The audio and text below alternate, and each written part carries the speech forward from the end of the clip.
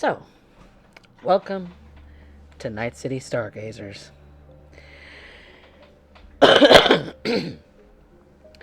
You had all been introduced to our lovely four edge runners last time. Loup, the small 17-year-old fixer in the mega building number 10 in the region of Haywood.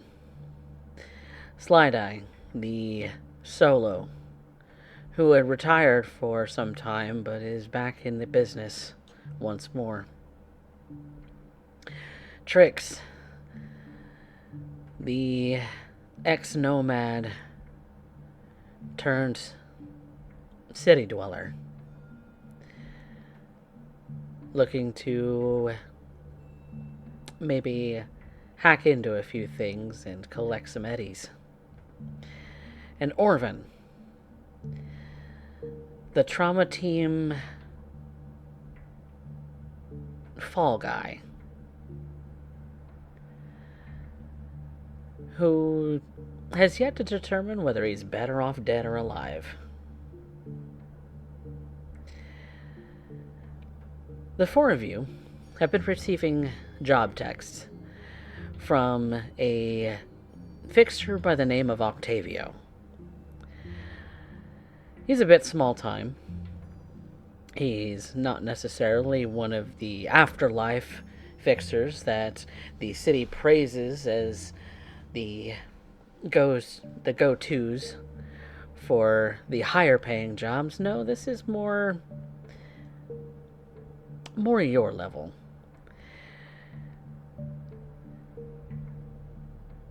For the job, it is looking to pay each of you a relatively decent sum.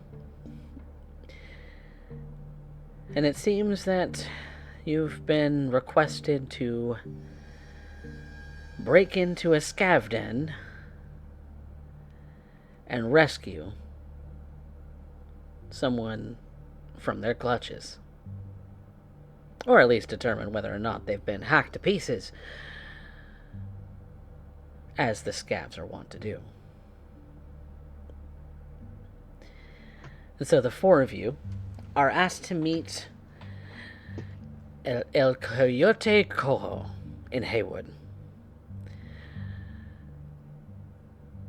A 2-level bar. Most of the upstairs can be seen is sort of an overview of the lower floor. Tables and chairs and bar all lining across the walls and in the midst of the floor. The bartender kind of keeping to himself, as if you decide to, you order drinks before going up the stairs to meet your fixer. Lou, you're very familiar with this particular bar, as you've passed by a number of times, but you're not necessarily of age to drink as of yet. And thus, you're often shooed away for being the kid that you are.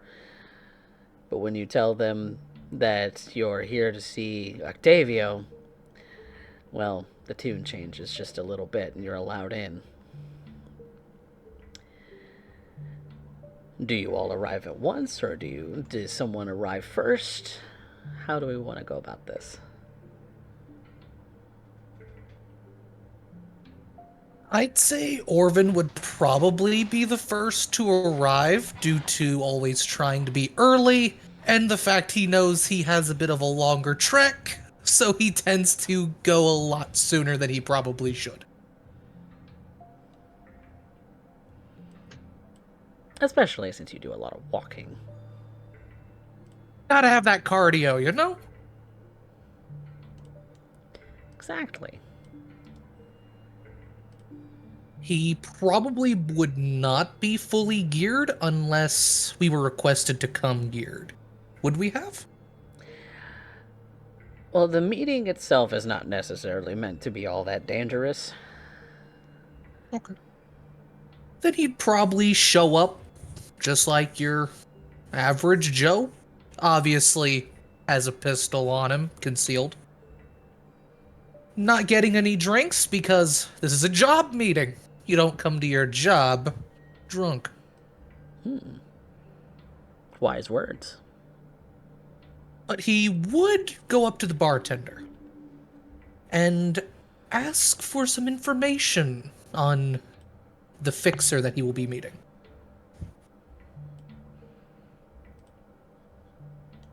You're going to have to be a little more specific. What do you want to know? Well, you see, I'm relatively new into this establishment, this job. And I would like to know who I am meeting. Whether is there anything I should avoid saying. Don't be an asshole. And you see that the bartender's kind of got this sort of short black hair and a sort of very scruffy black beard. He's wearing a tank top and he's kind of wiping a glass as you're speaking with him. That's simple. Just don't be an asshole. You sound like an asshole, so... Well, shit. You know, fair point. Fair point. Well, thank you for your time. He would... a little in his head thinking, this is not what I'm used to. He's used to the corporate regulations. You're not allowed to say X, Y, Z. So he's a little off-put, but we'll go to the meeting area. Definitely taking the time to pay attention to his surroundings, see how many people might be watching, because you never know, especially with his past. He knows he can't keep too low of a guard. And when you kind of look around the bar, seeing as you're the first one here, it's very much themed in sort of Mexican culture, where you do see some decorations and things that are very either Catholic oriented or very sort of Mexican culture sort of deal. But you do see around you that there are a number of patrons at tables, some of which wearing leathers with roses and a big V, and others not so, I suppose, affiliated, or at least not appearing to be affiliated with any notable organizations, as you assume this logo is meant to be.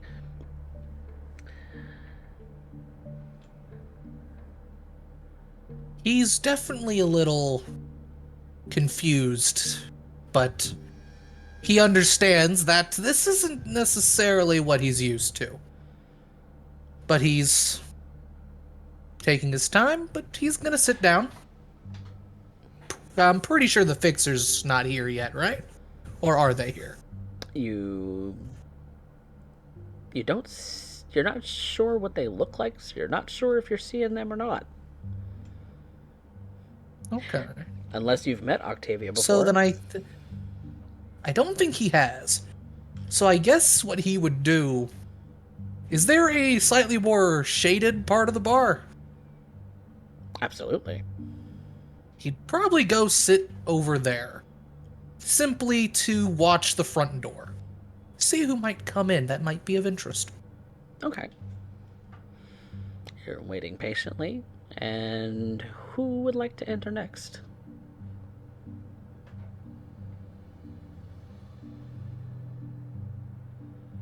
Trix would probably be the next one coming in.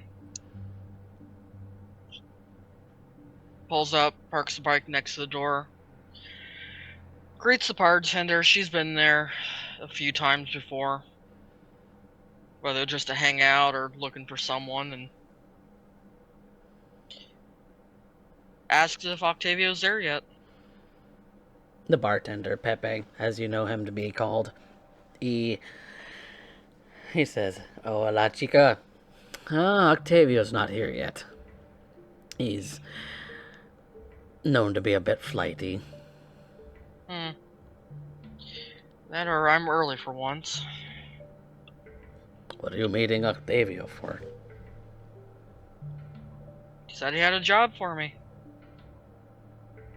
Sounded simple enough. Fuck it. Well, I guess that means you're in for a good time. Oh, it's always a good time around here. You want a drink, chica? Yeah, the usual. Which, just whiskey. He pulls out a bottle, starts to pour you a little bit of whiskey, and from what you know, what you understand of this bar, he carries both the good shit and the bad shit, and you didn't determine which was which, and so he's pouring you a glass on ice with a garnish of your choice and hands it to you. She doesn't care either way. She lets him surprise her every time. Just to the quality of it. And you flick him the couple eddies that he charges for the drink. And then she'll go and find a different place to sit down at. Keeping an eye out for Octavio and anyone else coming in. Orvan, you do see that there is a woman who seems to come in with some odd-looking leathers, maybe a little old, that might stand out a little to you because... Now, correct me if I'm wrong, Trix. Has your family patch been ripped off from this? She would have taken it off not too long after getting to Night City, probably after getting into her first decent fight. Hmm. The leathers, she doesn't care if they get damaged. That patch, no. Okay. So she will have removed it to make sure it didn't get too damaged. Okay. And so you see this woman has a sort of worn leather jacket with a couple of spikes on it, but you see that there's a distinctly different color where a big patch used to be. That has him curious. His eyes would follow her, but he's not going to make an approach considering he's dressed a little bit nicer, ties to his corporate upbringing. Oh, so you're in a full suit and everything. He doesn't have the money to afford that, so he's probably in like a nice pair of pants and a nice polo. Probably the best he can get. You're getting a couple of eyeballs from some of the other patrons in the bar. Trix, you might notice that this guy stands out like a sore thumb in slacks, dress shoes, and a polo shirt. Oh, she's definitely keeping an eye on him. But overall, he's not going to do anything, but he is a little curious, because I'm assuming he overheard the Octavio bit. Well, go ahead and make me a perception check. First roll of the night! Woohoo! That would be under awareness. Yes. Awareness. Okay. That is a 14. Yep, you're pretty good at that. So I would definitely think that Octavio, as a word that you are looking out for and listening out for, is something you do pick her up saying. Okay. He's definitely paying attention for that, but not saying anything. Next.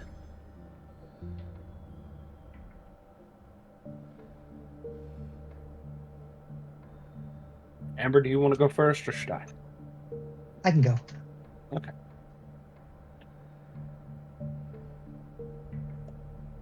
So yeah, Lou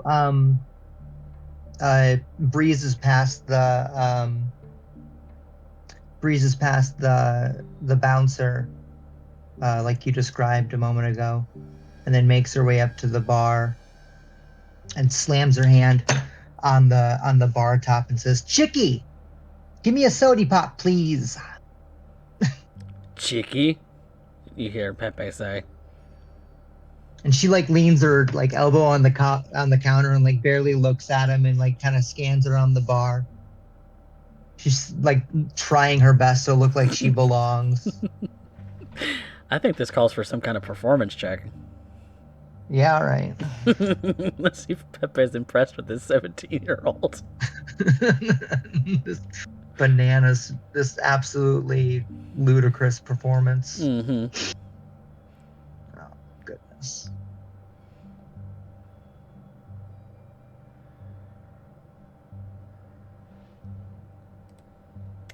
Or whatever appropriate. Oh, performance. skill. There it is. Yeah. Performance. Acting. Okay.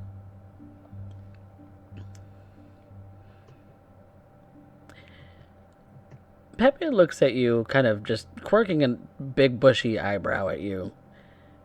She like rolls her head backwards and kind of like tips her head over and looks up at him.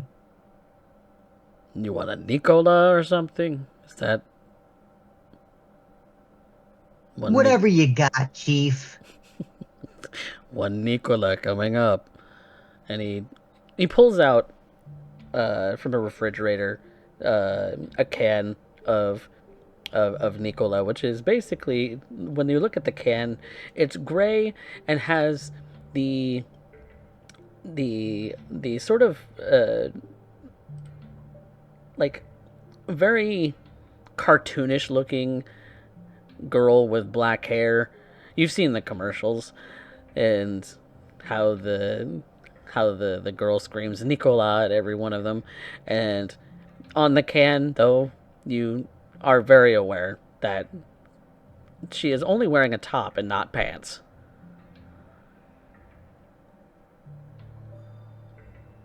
And so Yeah. you have a cola can in your hand. Great. Yeah, she grips it and rips it and like throws it back and like that very obnoxiously like she flips an eddy across the bar and says, "You keep the change, pal," which is not a catchphrase, I promise. Is there a She takes reason you're in the here? room. Yeah. Looking for a job I'm supposed to be taking in. You know a guy named Octavio? You're the second person to ask about him tonight. Oh yeah? Was it the girl in leathers with the purple hair? How did you know? She's right over there, and he Well, points towards Trix. Yeah, I spotted her from a mile away. She sticks out like a sore thumb.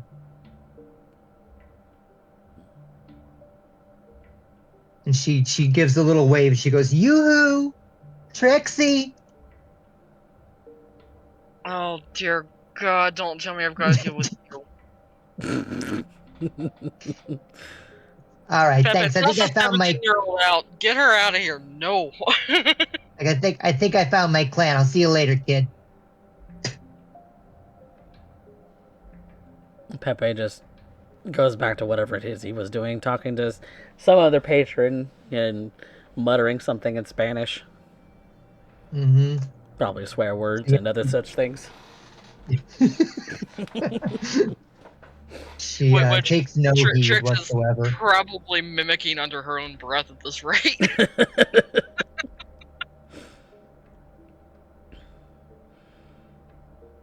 And Slideye.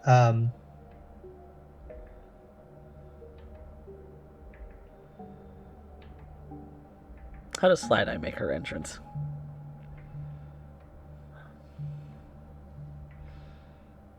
Slideye is, well, wishing that the fatigue was not just a bunch of neurons firing, trying to register to simulated experience. But she had to end up walking over here. Last few eddies went to an operation.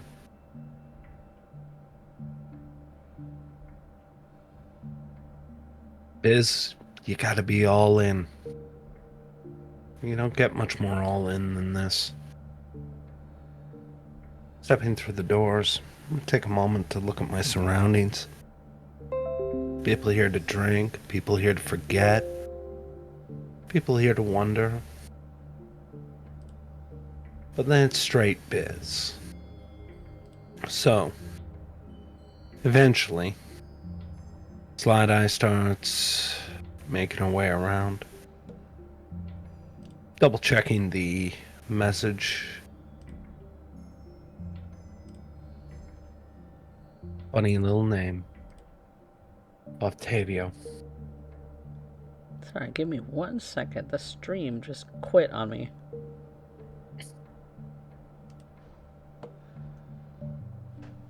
We should be back, everybody.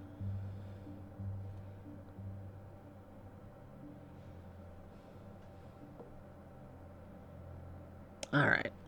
Well, we should be back. So, sorry about that. Slideye, go ahead.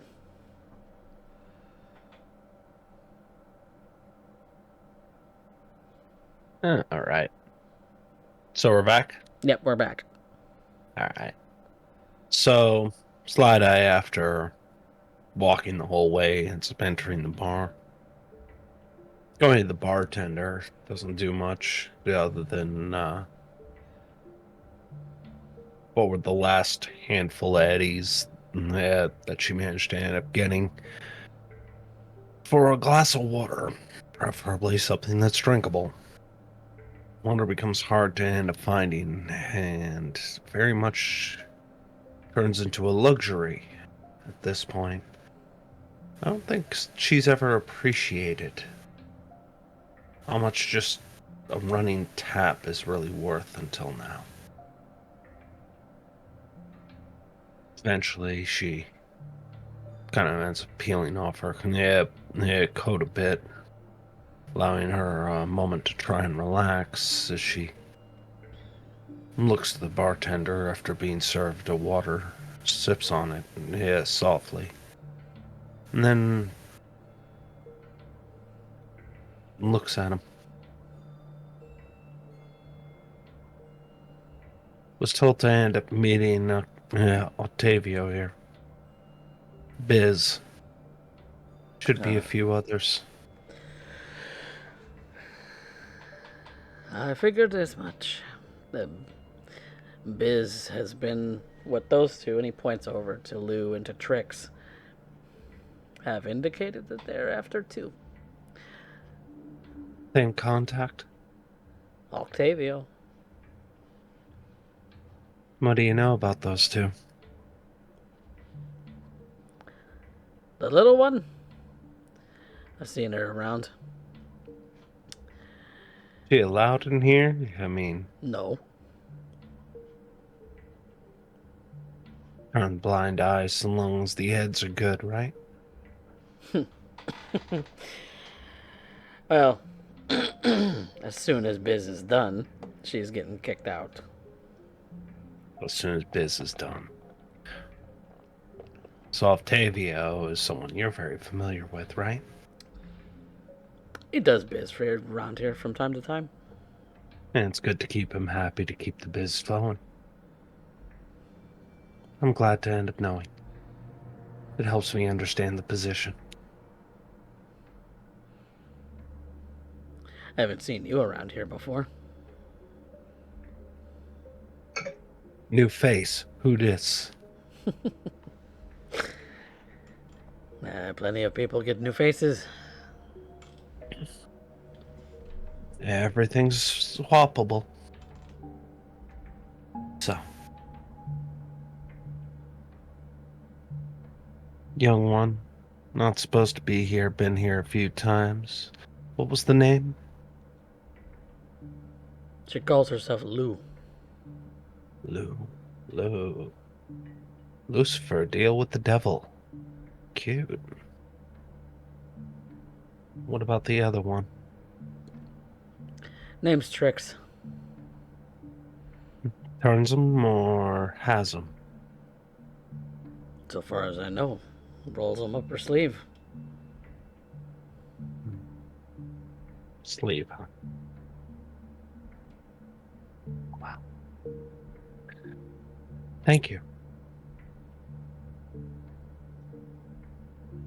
She stands up. He looks over back towards Orvan, who's sitting separately from everyone else at this point. Do you know this guy? No. Never met him. Should I? I don't know. He came in here and didn't order a drink and sat down in the corner. Sounds like a corpo move. He's dressed like one, too.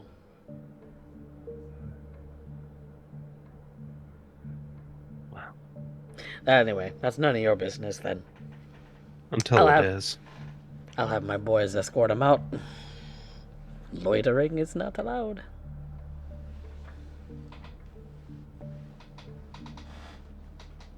Well,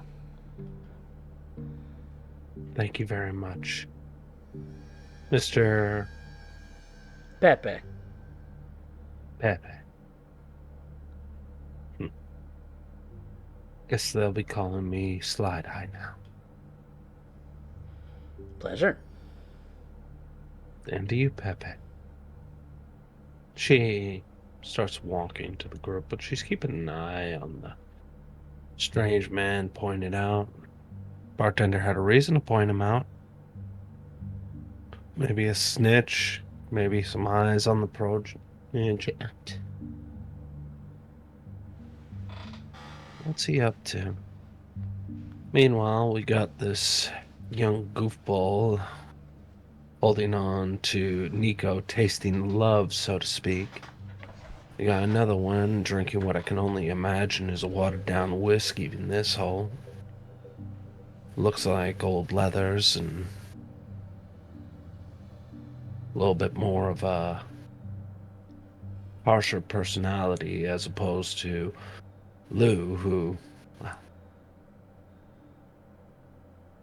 I'm pretty sure that was her voice I heard from outside earlier, so probably makes sense. Seeing how this goes as I start making my way to the two that the bartender ended up going, but it's very clear my eyes are not focused on them. It's to the third party.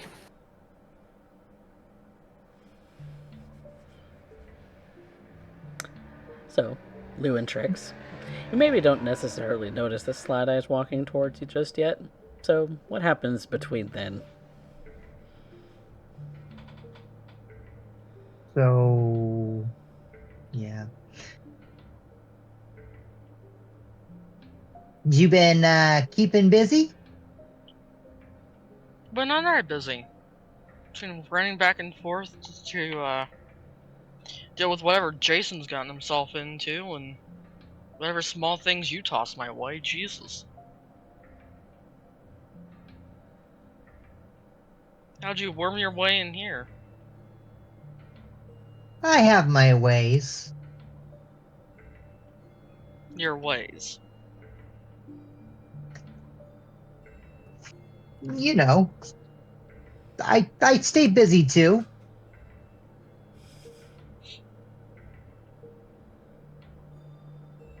And you should be grateful I throw you what work I can. Do you know how odd it is taking jobs from a 17-year-old? Hey, I've been working in this city a lot longer than you have. Yeah, it's still odd as hell. You've already got a name for yourself. Jesus. And sometimes not for the best reasons. That little interaction with Pepe? No. That's exactly why you have the rep you do. Don't you forget it.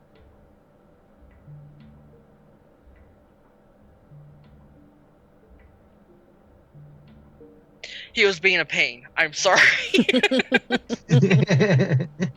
Dagger. Yeah, clawing up my chair.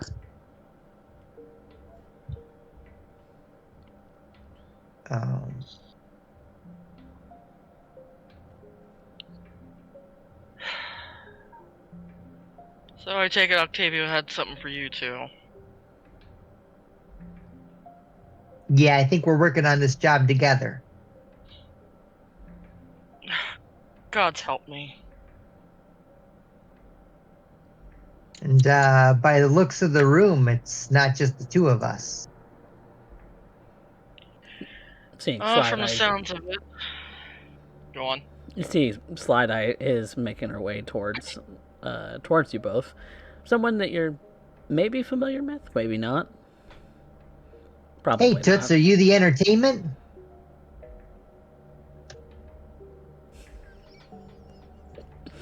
That could be entertaining. Depends on how many bullets you need.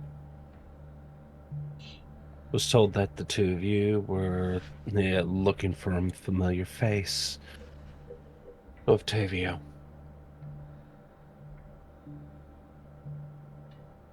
Well, that makes the third one that we know of. Wonder how many more he pulled in for this. Depends. You hear anything about the biz? Anything going on with this job that I should know about? That we end up having to end up doing some babysitting for somebody who should really get back into high school? Know about as much as you do. She's going to hold out her hand to Slideye. Name's Trix. Slideye. She takes the hand, but she does so with a very cautious grip. Also, strangely enough, she ends up shaking with her left hand.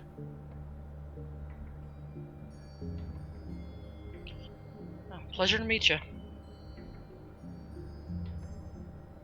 Yeah, Lou doesn't move from her very bisexual coded posture. She's got one foot up on the seat. She's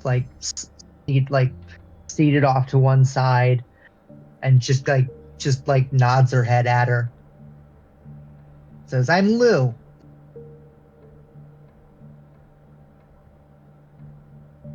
Ambitious.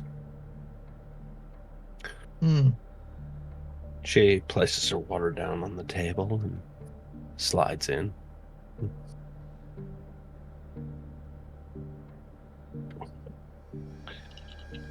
So at this point, let's see here. Lou, what do you do here? I mean, besides the obvious.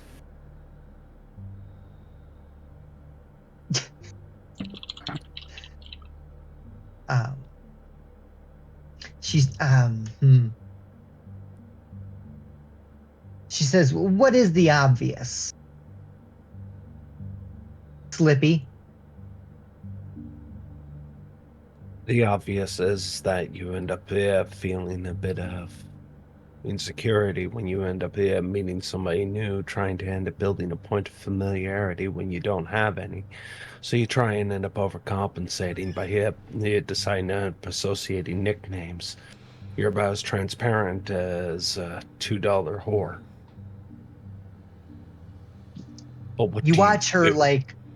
yeah, she just doesn't even compute that for at all. uh,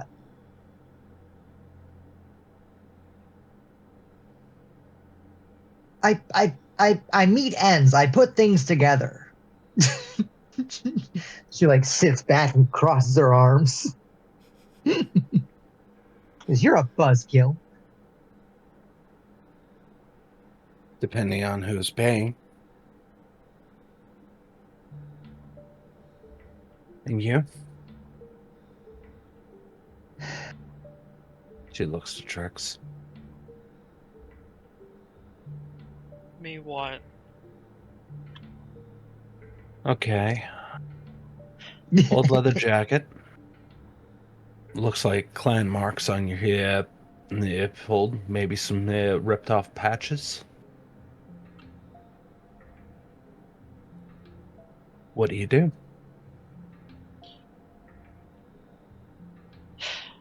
I know you're thinking I'm a smuggler of some kind. Not about that life anymore. Haven't been for a couple years.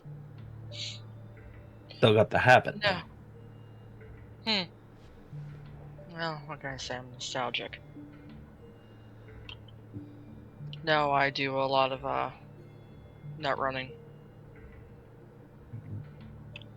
Just get hooked up in the chair and Code runner. Useful. Okay. So the job needs somebody with connections and somebody who code runs. Okay. Narrows it down a bit.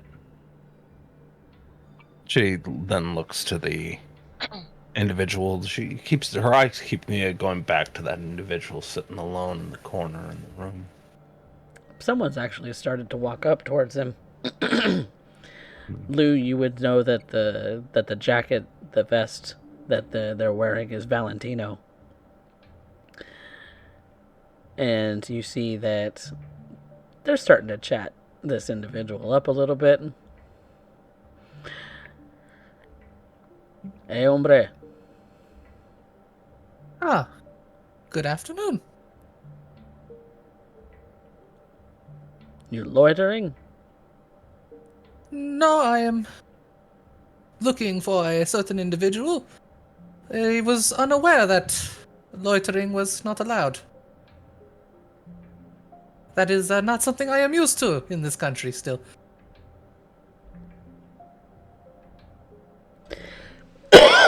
So you're not from Haywood then?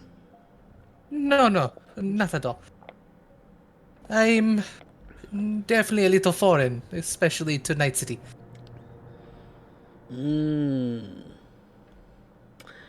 Was I supposed to get a drink or something?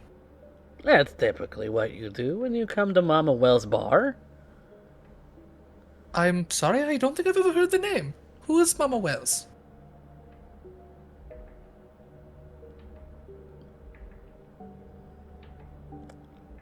Alright, funny man.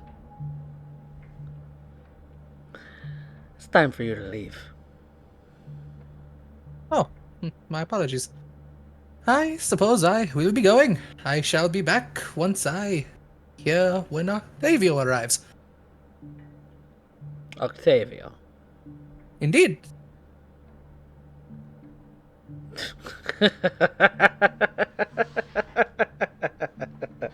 You? I have the evidence if you would require it.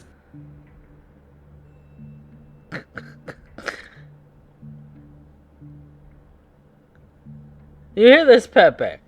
And he calls over to, you hear the bartender just looking back over to you and this fellow Orvan. This guy says he's looking for Octavio. Popular man tonight, Pepe says from across the room. Indeed, it seems he is quite popular.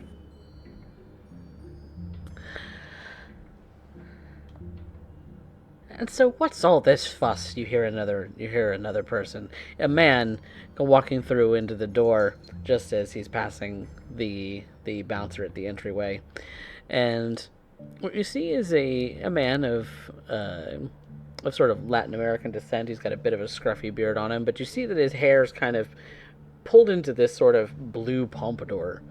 He's wearing a t-shirt, a leather vest, no indicators of any kind of affiliation of any kind.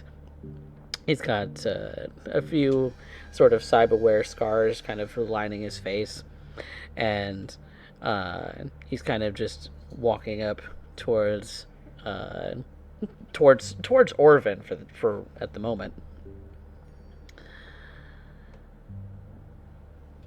Ah, Octavio, it is good to see you. Hello. You look better than you do in your picture that you sent. Did you do something new to the hair?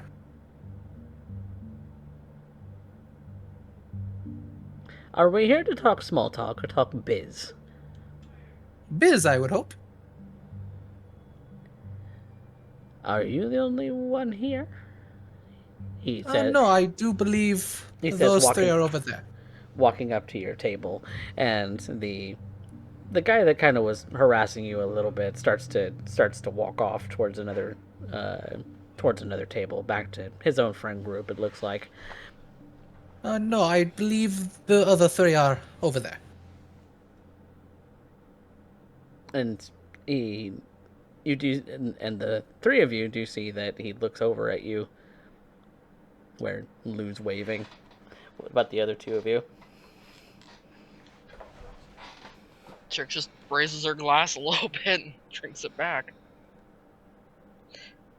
Then probably will get up and start heading over that way. All right. So Trix starts heading over towards Orvan's table. Mm.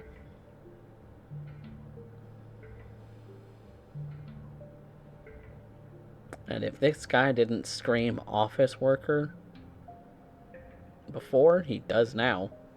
The closer you get to him.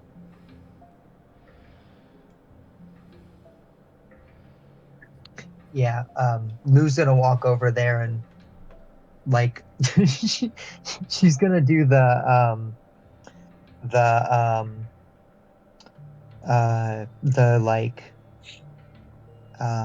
the gangster sidewalk, and then like look at him sideways and and be like, do I smell bacon? No, but I do believe I smell a child who does not have any combat experience. Now sit down, child.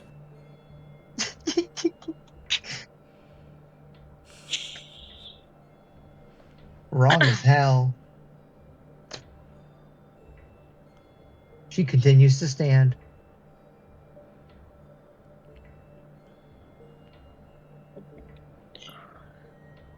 So you That mean to is tell fine. me you pulled in an office boy to help us Oh. on this? My apologies, I have not introduced myself. Orvan Bernadotte, formerly of Trauma Team.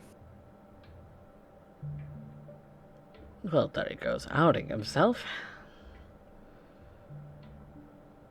Formerly. Knocker heavy. Heavy. So there's our solo.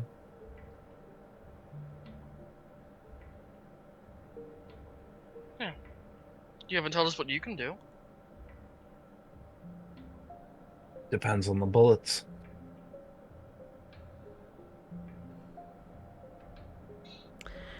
Me, I have well, a deck of surprises, but I'm here to end up being eyes, ears, and when everything goes to shit, break glass in case of emergency.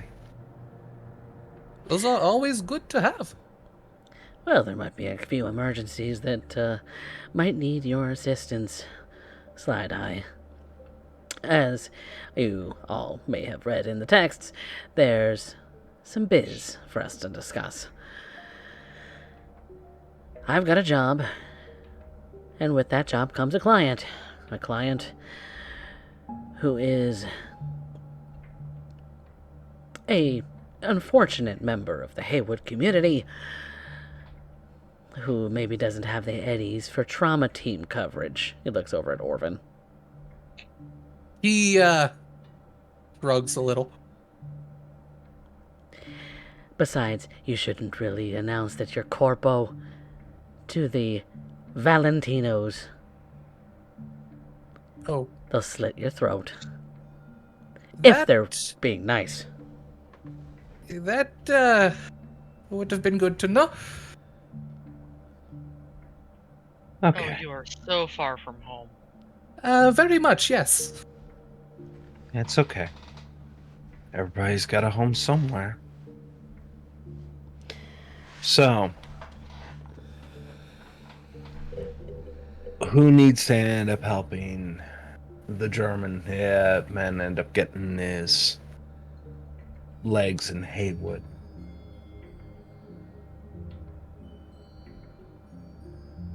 I believe we could leave him in Lou's hands for that.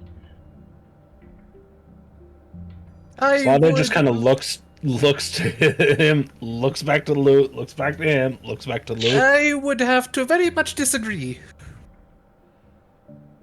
Sounds Why not? perfect. Lou's been in the city longer than I have. I would prefer someone with a bit more... I believe the English term would be age? You, Doctor, if I might point out two things. You may be older, but you don't know how to navigate Haywood. That one knows how to navigate Haywood. So in this exact moment, she might as well be your elder in this scenario. Two, if you want to end up working with each other, it's going to be a mutual thing. Because at the end, if you need something, that's who we're going to have to end up relying on. So best not to end up pissing in her head Nicola. Third, while I get that you want to end up trying to end up pulling a point of seniority and this point of professionalism, and I get that, I really do. First, read the room. Because the Valentino boys right there could easily end up making a few heads just by making you disappear, and a lot of people pay for corpo blood regardless on which way it ends up getting spilled, and not really caring which corpo it is. They got an issue with that, those sort of things. Hence, Octavio's little warning to you trying to be polite about it. Because right now, you just turned yourself into a paycheck.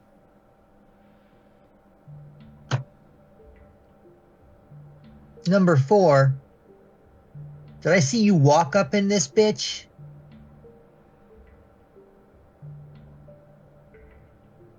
I am sorry, I am pretty sure I was here before you. Did How I would see you have you seen me? walk up in this bitch?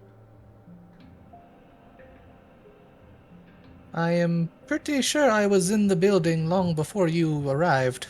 Oh my god, you don't even stake out a meeting before you go into it? oh, Christ. Okay, I've got a truck. At the very least, I can drive you back to the thing. Anyway, you don't have to thank me. You don't have to beg me. You just have to work with me. She crushes the can on her forehead. Is there any showcase that might be a showcase of synth scan or augmentation under the skull, or is this just a showcase of youth being incredibly stupid, trying to end up removing a few brain cells while also having this wonderful moment of trying to badly flex?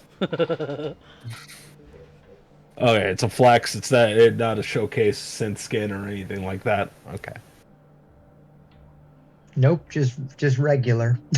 Just a plain old Regular flex. stupidity. So, Orvan turning his attention back to Slideye. I do appreciate your points, and those are very valid. I was unaware of them. I Not me have a you lot gotta to be learn. listening to right now. And are we getting back to biz, or are we just gonna small talk all day? I'm not getting paid to chat.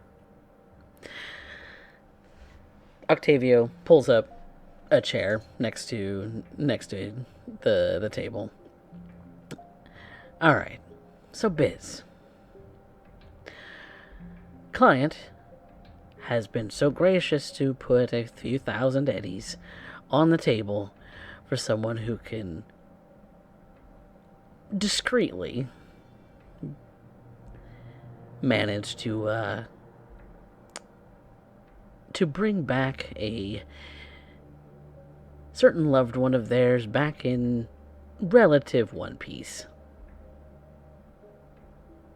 I say relative one piece as it turns out this kid got involved with scavs. That may end up being a problem. How long have they been taken? 2 days. It might be a bit rough. Any more information about the individual we had to bring back? He slides over a shard, which is which he says, this has the picture of the kid, and you should be able to find him by plugging into his neural port and identifying the what's left if there's nothing left. He would reach forward, pick up the shard. The only thing about this kid is that, well, he was wearing a very nice pair of karoshis when he got kidnapped. And you all would know that that's definitely ocular implants. Mhm. He clept them and installed them. That's why the scavs are after him. So he clapped them off of Scav's payday, and they decided that not only would they end up taking the implants back, but they might as well end up making bank with the inconvenience, see what else they can pull out of them in a chop shop. Am I reading the deets right? A plus, Chew. Sounds like, yeah, the kind of shit you end up hearing about in the scream sheets. The lucky thing about that is I figured out which den they're hiding in. So, that's on the shard.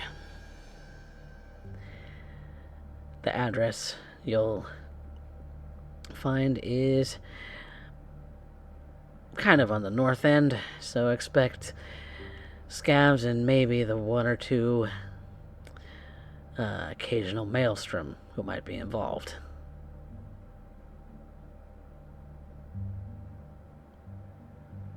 Understood. Could get a little dicey. Force is permitted, but keep it to NCPD levels. Right, keep it under 3 stars.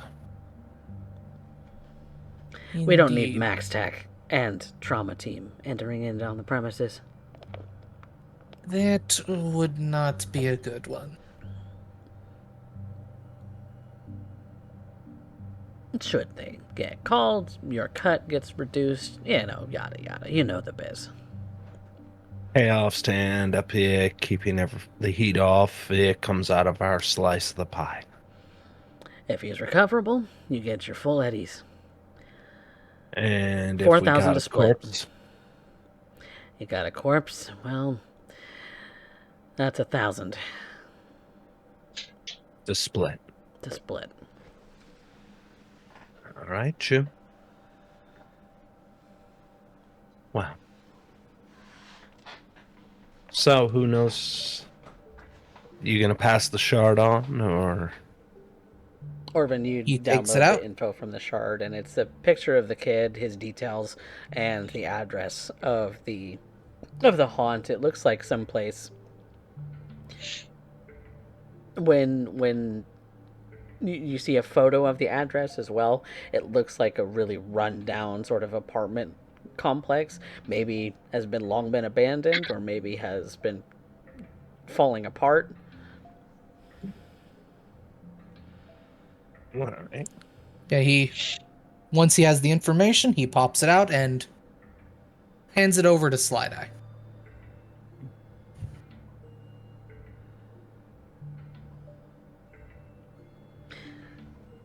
Lou, you new to? Oh, go ahead. I believe that my work here is done. You have your job. Now it's for you to figure out how to do it. No questions on my part.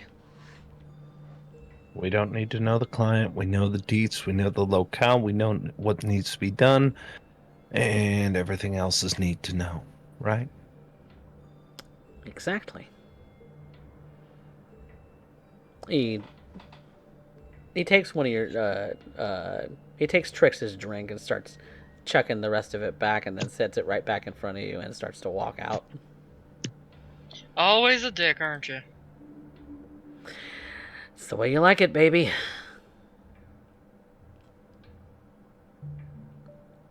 Got that little bit of history. And he walks out of the bar. Yeah, I did a few jobs for him off and on. Miners things. I take this slot, or I take the shard and slot it. Upload the deets, pull it up, and pull it out. Lou, you're really new to this part of the biz. You're used to just getting on the hollow, and that's it.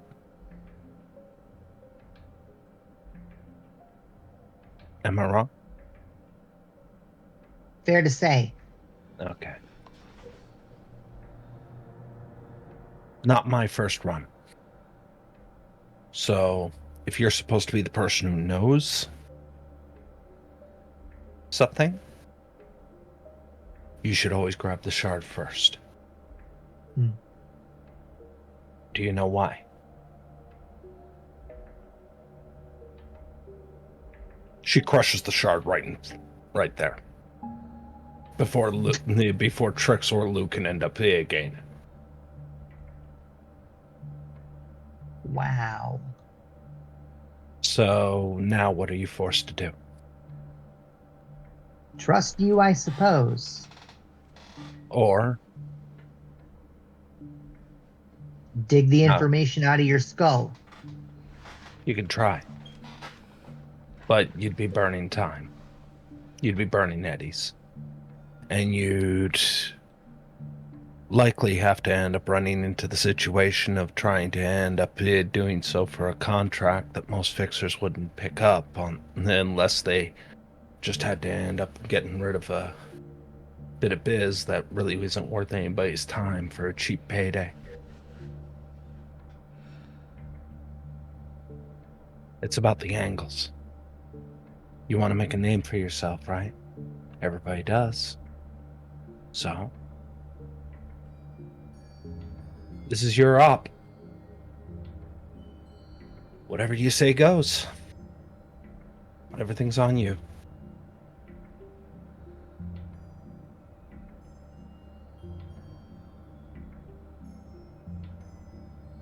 You have an interesting way of doing business. I just like to end up making sure that when I work with somebody, that they come out of it. So if we do work again, well, I know they're really good at what they do. I can respect that.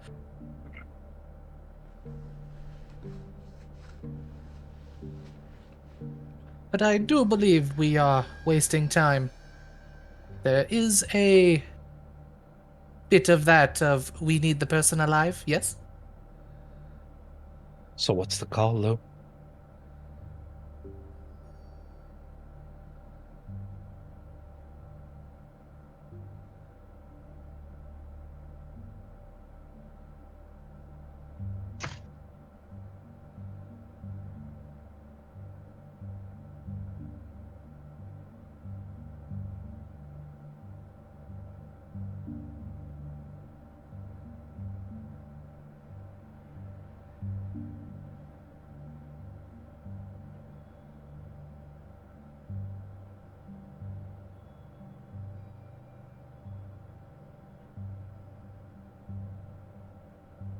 I feel like I accidentally put Amber in the spot. Kind of did. But yeah, no, like I'm actually player actually is like confused now. Okay, so let me explain the situation. Just on an out of character level. Yeah, let's do that. Can we do that? That would be Okay.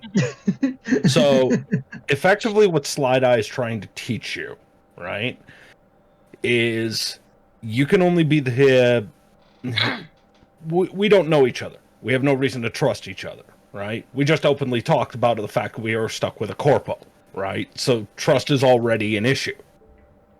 So if you can't rely on Slideye to hold information for you at that exact moment, it forces you to work with the doc. Right. Because you have to trust that he's going to saying so. And it's in Doc's best interest to end up going through with the contract. Right. Because That's what And- Orvan was the first person to take the shard. Right.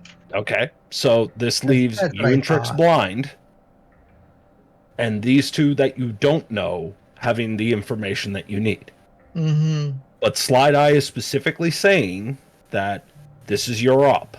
What you say goes as it's Right. going. So Slideye's backing your play. You know Trixie. That gives you a little bit of like social leverage, if you will, over the dock. Mm-hmm. So now you get to end up running this up. That makes a lot of sense. Undisputed. That makes a lot of sense. It's okay, Amber. This is the first time you're playing with me. There was They also know me.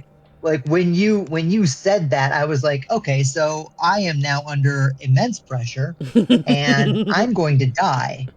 Your team lead. It gives you a Okay, chance to flex and show us what Lou can do.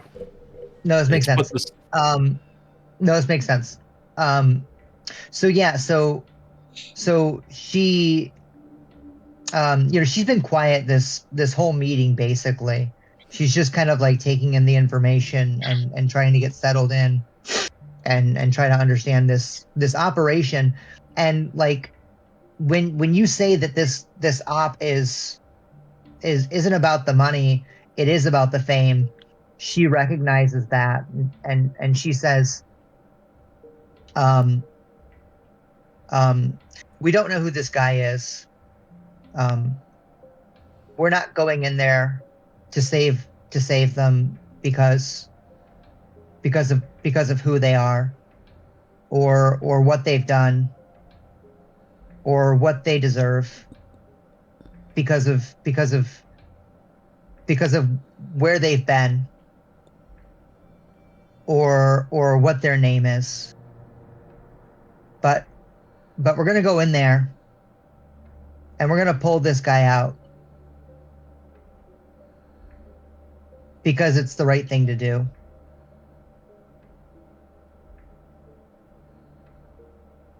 I see we have an idealist. No point in arguing. Boss lady just told you what to do. So, Indeed. shall we end up getting ready? She puts her coat on. It's actually surprisingly almost like something more out of a thrift shop. Old long leather coat, worn over the years, which is very different than what she wears underneath, which is a lot more form-fitting, showcases a little bit more skin outside of maybe some tactical gear that you'll end up seeing that's loosely attached. So, Doc, maybe it's best that you end up going with Lou and lead the way. You know where to go. Lou, I gotta presume you got a set of wheels for your Sweet 16. You know it. Right. And so I guess I'm riding with the Nomad. By all means. See you there. She starts walking away from the table. Trix is following. Ride's just outside the door. All right, boss. Mind if we make a quick stop? I have a little bit of gear. If we want to keep the target alive, I'm gonna need it. Yeah, let's make it quick though. Of course, it's always ready. Yeah, Lou gets in the car and like her hand is like visibly shaking on the wheel before she grabs it to steady herself. All right. Well, since Lou and Orvan are heading up north to the Kabuki section of the city, already heading towards the spot where this rundown sort of scav haunt is located. To first grab any of Orvan's gear. Orvan, why don't you describe your apartment because you might have walked Lou in a little bit to give her an idea of the rat hole that you live in. It would be up to Lou, because he wouldn't say no, but neither is he offering, because he's doing this quickly. It's up to Lou if they decide to join.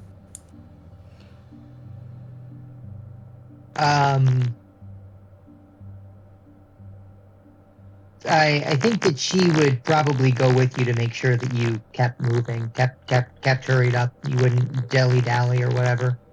So, Hold on, this... just one moment. Is it just me, or is yeah, their mic has some Amber's- interference. It kind of sounds like your mic's farting. Try exiting the Discord and joining again. Don't worry, it's not a unusual thing for technical issues at all times. Yeah. Yeah. The tech issues, we love them. You're good. Whose mic is giving you a hard time? Yours. Yours. Amber. Great. It does this sometimes. That's okay. That's a quick fix, I'm sure. Let me throw my other one on. Sometimes it does that. Cool. Okay. In the meantime, let's see what Trix and Slideye are up to. We'll come back to Lou and Orvan. Well, if they're Making making any a stop, Trex, you have any stops you need to make? Nope. Got everything I need on my bike. Yeah. Slideye's got everything she needs in a duffel bag. Unbeknownst to everybody else, that's all she has. As she ends up getting onto the back of the bike, hangs on. And if we end up getting there first, I'm pretty sure I ended up seeing Trix's Sweet 16 gift, so I know what vehicle we're looking out for.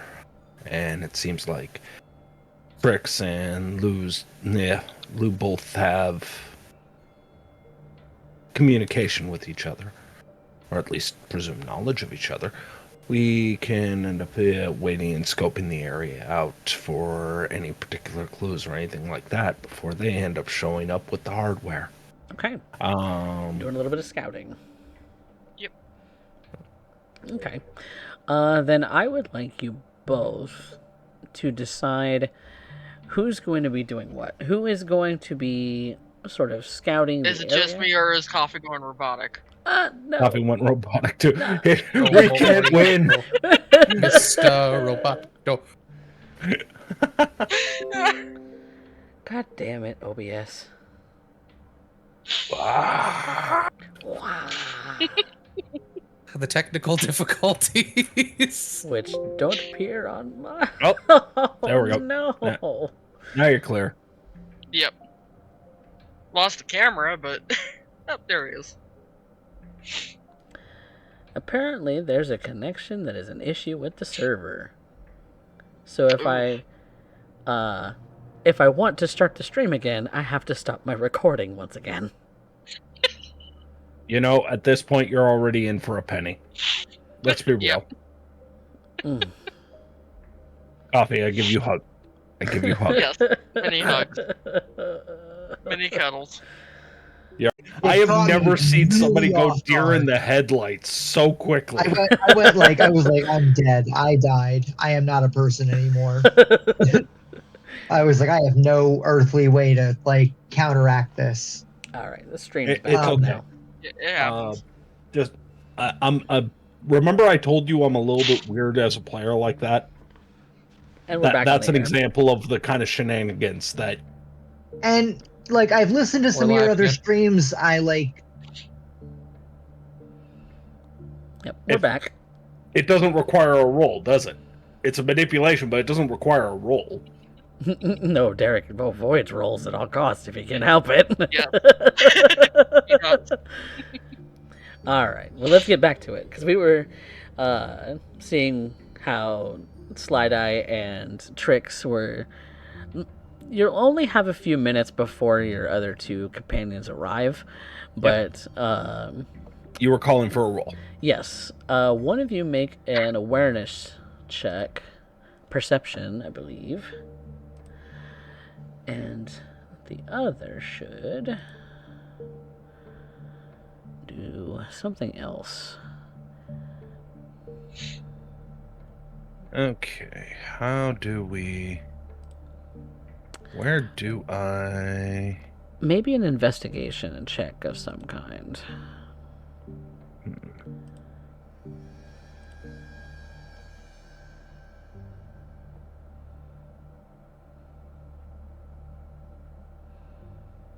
Or, or if, if, Trix wants, she can see if she can detect something in the net in this area. That's what I was gonna do. Try to patch into any cameras that may be in the area. Okay. Take a look around. All right. For your net running, what program would you have to be able to detect or to hack into the cameras?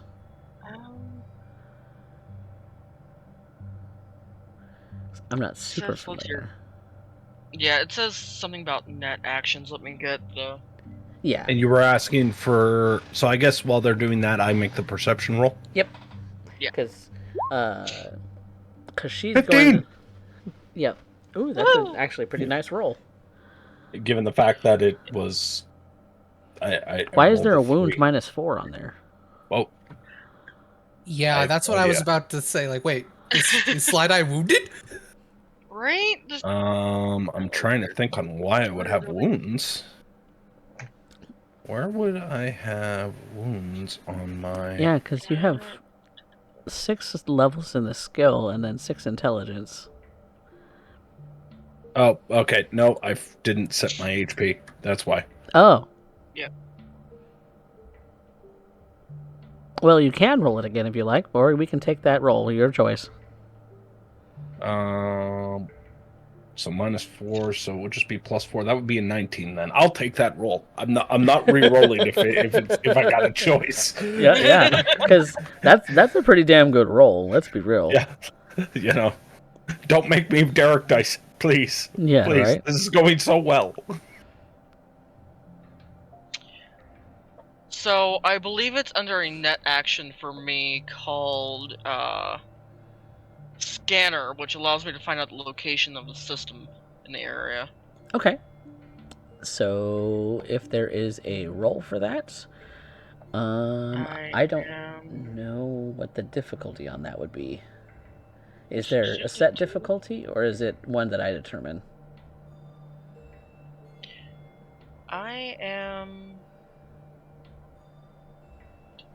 Resolution for using any of these abilities, say for Zap, is as follows: interface plus 1d10 plus versus it looks like it's a difficulty of your setting.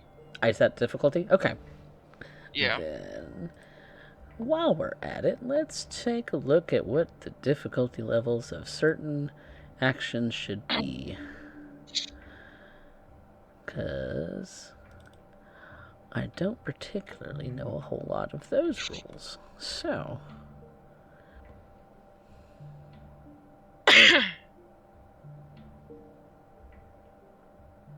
doing things on the net. Yep. And your what rank? 4. Rank 4? Okay. So you get Yep. up to 3 actions that you can do in a turn. So you would have 3 actions that you would be able to do during this period. And so you are...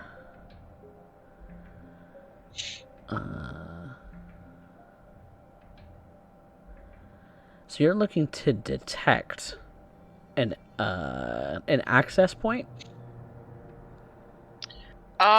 Specifically looking for cameras. Okay, so use a meet action to find out the meet space location of access points to any net architectures in the area. The higher the check, the more you spot from further away. So this would be your one action in real space, and then you would jack into the interface. Yeah, okay. Once you find it. So, yeah. That would be... You're using scanner, so rolling a d10 and adding their interface level.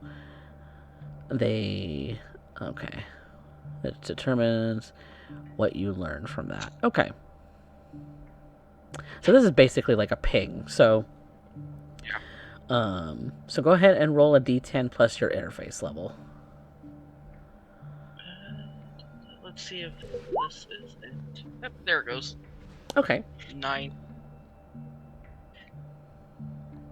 Okay. Yeah, you did decent. Okay. So what you find when using your scanner and pings, you detect that there is a net structure in this rundown sort of what used to be a hotel. It looks like.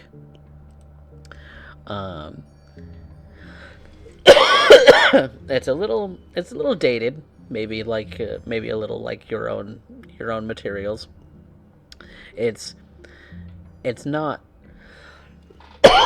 particularly hard to find a place where you can jack in. The jack in points though are kind of out in the open, and when you let's go ahead and get the awareness check.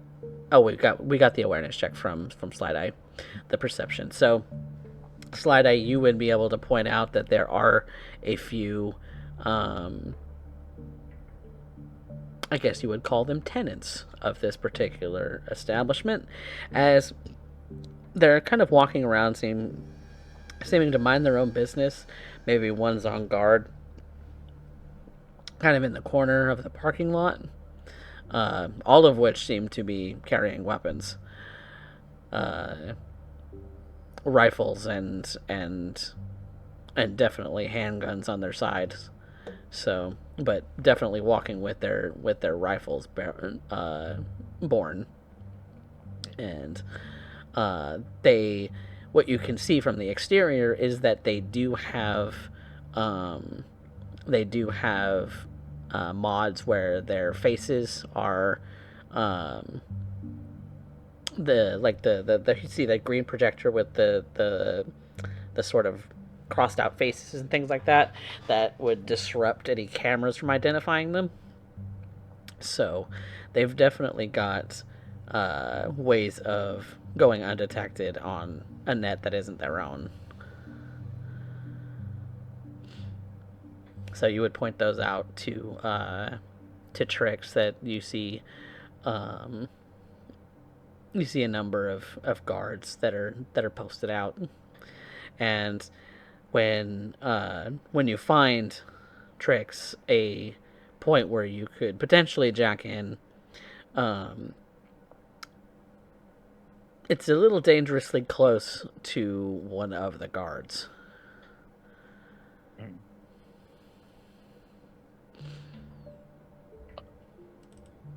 Which is about when, having made their stop, would be about when Orvan and Loup would be arriving on the scene.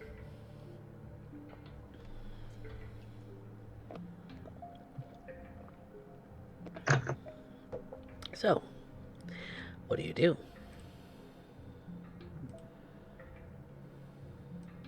Well, if Trix is jacked in, then I'm going to end up as much as I want in. She hasn't decided to jack in yet.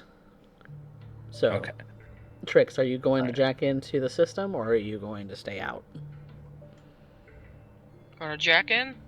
Okay. Then the next action for you to do would be to enter into a net architecture within 6 meters of an access point. Typically, a wall between you and the access point will block this action. If you leave a net architecture without jacking out first, you'll be in a world of pain. Fun. So you can jack in by being like 6 meters away, but it is still dangerously close to one of the guards. Yep. Gonna keep in. At least gonna ask Slideye to keep an eye on the guard while she does it. I will definitely run interception. Okay. Using a net action, you can jack into a net architecture while within range of one of its access points. Being jacked in is a prerequisite for doing anything on an architecture. Moving out of the access point's range while jacked in to the architecture jacks you out of the net architecture automatically, but leaves you vulnerable. You suffer the effect of all remaining enemy black ice you've encountered, but not de-res in the net architecture you get out. Black ice will be explained later on another page, but you don't want this to happen to you. It is much safer to use a net action to jack out from within the access point's range. Jacking out resets the defenses of the net architecture, meaning you will have to start your run over from the very beginning, which can only be done by jacking back into the same location you originally entered and giving it another shot. All your programs leave the architecture when you jack out. If you want to have a permanent effect on the architecture, you will have to reach the bottom to leave a virus. So, what Okay. do? Overall, she wants to determine where our victim is being kept Okay. So you want to through the use use maybe a of any control cameras. action? Yep, control action. Okay. So a control action allows you to control things attached to the net architectures like cameras, drones, turrets, laser grids, elevators, sprinklers, etc. using a control node. Each node has a DV required to take control of it as a net action. Operating each individual thing attached to the node requires a separate net action once you have taken hold of the control node, and can be done from anywhere in the architecture as long as you are still in control of the control node. Each control node can only be activated once per turn. The DV to rest a control node completely held by another netrunner or a demon is equal to the control check they make to take control of it. You lose control of any control nodes you hold in the architecture when you jack out. For example, in an architecture, a netrunner encounters a DV10 control node that manages the cameras on this floor. By using a net action to use their control ability, they roll interface plus the D10 and beat the control node's DV by 2. Now that they have taken control of the control node, they can use an additional net action to reposition the camera so that they will not capture the netrunner's friends while they sneak out of a fire escape. So, let's determine the DV for this particular place. Now, we did say that it's not necessarily all that sophisticated of an architecture. Let's see how I would go about determining the difficulty for that.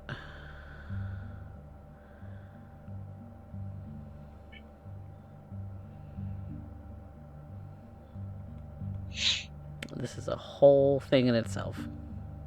Mm-hmm. Okay.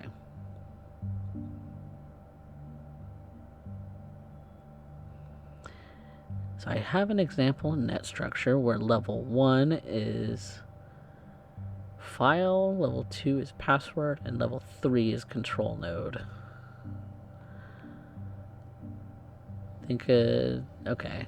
Each floor of a net architecture is a level where, as a door opens, you find something waiting for you. It's called a program, black ice, another netrunner, file, control node, etc. Every turn you go down through the architecture as many floors as you want, assuming that you aren't blocked by a password or a other net obstruction, you don't get to skip any floors. You will still have only a limited number of net actions every turn. Now you can use them to say a lot about your risk tolerance and style of net running. You have to open every door in order, and behind plenty of them there's black ice that will attempt to punish you immediately for opening its door unless you are fast enough, and will enter at the top of the initiative queue even when you are faster. How far can you press your luck? Do you take things slowly, defeating each black ice as you encounter them, or do you slide recklessly, even into danger, riskily opening door after door, dodging the initial attacks of all black ice lying in wait for you, and safely jacking out with your final net action before the black ice you've left active in the net architecture even got a chance to take a turn? So, Okay. I hope that makes sense. I don't. It does.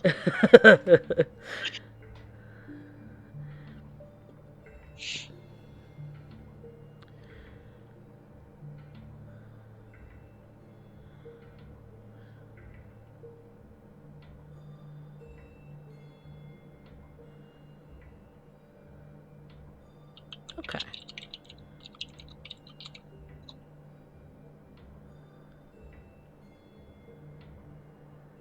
Yeah, one page. Okay, so I'm going to call this a basic difficulty architecture, because it's not exactly the most up-to-date of systems. They're scabs. Yeah. I mean, what would you expect? For sure. So, yeah, so we're gonna get 3 floors to get to the control node, and the basic difficulty is going to be 6. You need to beat it by 2, and so you need an 8 or higher on each floor to be able to bypass it. Okay. If you don't, I think we take damage.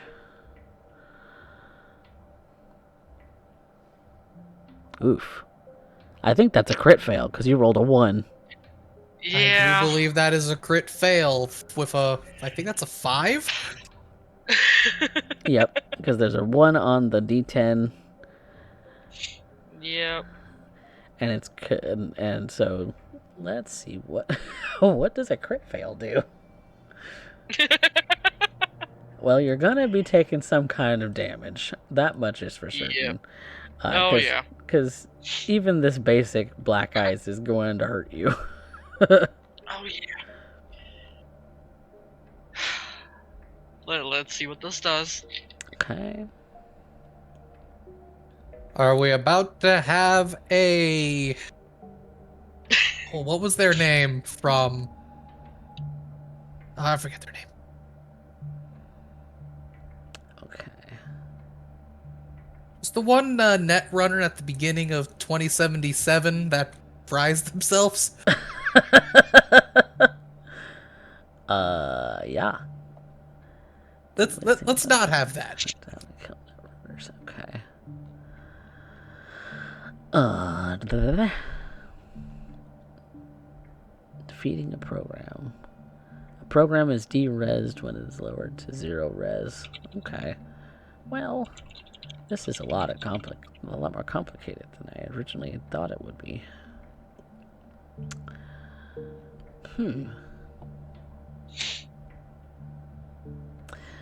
Well, let's just make it simple. How much damage do you take? Is this just a basic thingy?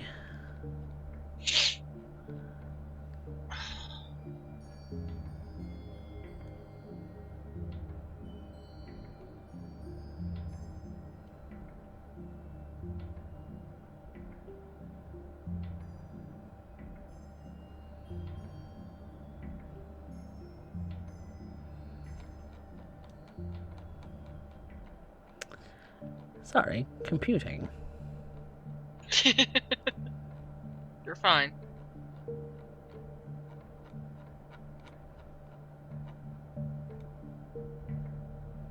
Because you're just trying to get past a password right at this second. Mm-hmm.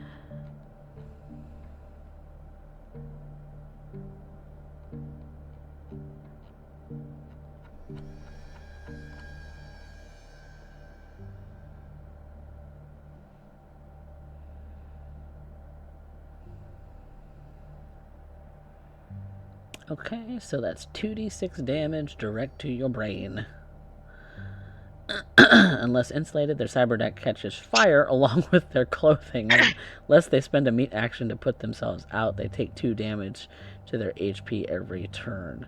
Multiple instances of this effect cannot stack. So we'll just, because it's a basic Hellhound Black Ice. So as a result of you crit failing, it gets a chance to attack you and does 2d6 damage. So let's roll that.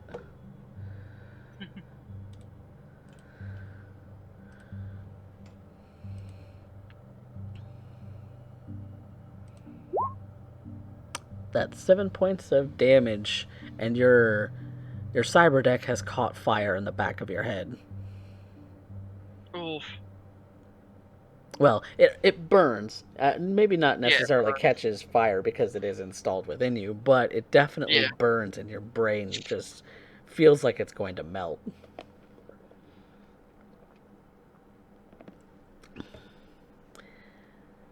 Yeah. She's definitely trying to... You do have to spend a meat action, otherwise you will take continuous damage to essentially cool your deck off, even though it is installed within you. That's what she's doing. Okay. So you're still jacked in, but you have now spent 3 turns, basically, in doing something. Slideye, you see that she has...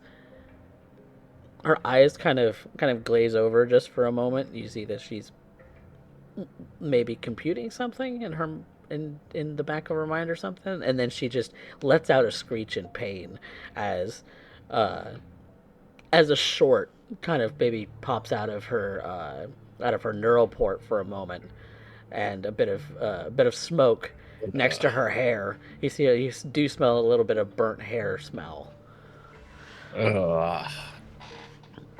As she kind of doubles over a little bit.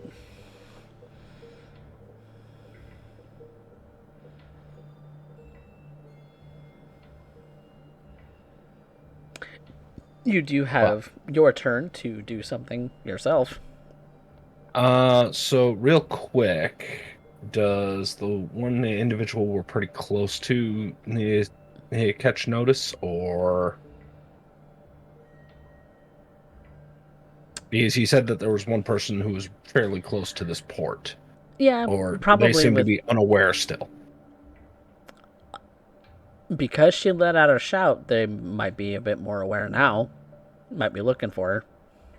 I am going to try and end up ducking and hiding to see if I can end up catching them as they end up trying to end up finding her to catch them unaware.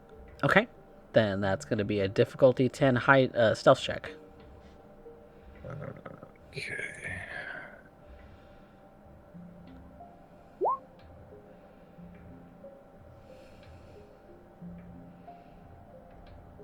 Oh, I think he... Okay. Hold on, that's 8 plus 6. A roll of 5? What? Do you have... Oh, wait. Because you have level 6 in stealth, and your dexterity is 8. So that is 15. No. And then your by default, that's 14. Well, your D10 roll, for some reason, says you rolled a 0. I think. There we go. That's better. Yeah.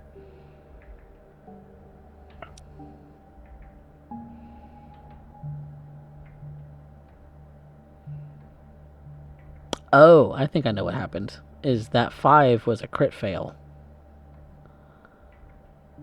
That was a crit fail? I think, if I'm looking at it Wouldn't it showcase a roll 1? Yeah, it does. If you look at the top where it says 5, then 15, 10, on the left, it has a roll of 1. Yeah, if you hover over it, oh my 6, god. 6 plus 8 plus your D10 roll, which was a 1. Dark dice is back. So literally I rolled a 1 for the crit fail, and then the penalty it gave me was a 10. Yeah. I rolled a 10 on the penalty. Oh, god damn it. Oh, so that's how that works. Oh. Yep. This is why I don't like rolling dice for anybody who's uninitiated. I completely understand. So that's a crit fail of a 5. Now that we That's understand, 2 in a No, row. No, Amber, this is par for the course with me. Yeah, Yep. not just you. Apparently, we're having a great day, folks. well, let's see. Let's see what the crit fail I does. used 'cause up I my think- luck on Sunday. That's what happened. That's okay. We'll get around Hold on. 3. I can't spend luck to avoid this, could I? You would have Not to after declare you it rolled. I before the believe you roll. have to spend it It has to be before the roll. before. Yeah, So your hide sucked. yeah. Your hide definitely crit failed. I'm trying to determine where it is that I would find Quick! where the Hide stealthily penalties- into this stack of beer cans. Jumps into the dumpster, lands on Dagger. Dagger screeches and jumps out. That is pretty much what happened, yeah. Okay. I'm trying to figure out where the whole rolling things is in the book.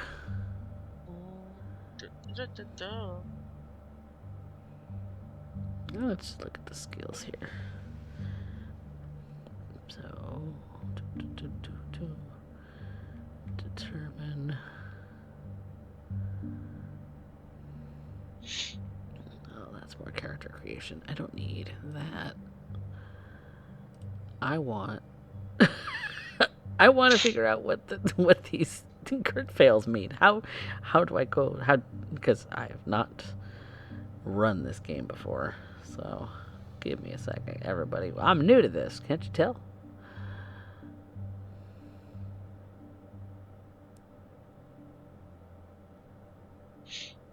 It looks like try it's on one. page 130. Under It getting looks like it the done. entire thing starts on 128. Getting it done. Yeah. Okay, crit failure. When you roll a 1 on your d10, you've scored a critical failure. Roll another d10 and subtract the result from your stat skill for the and first roll.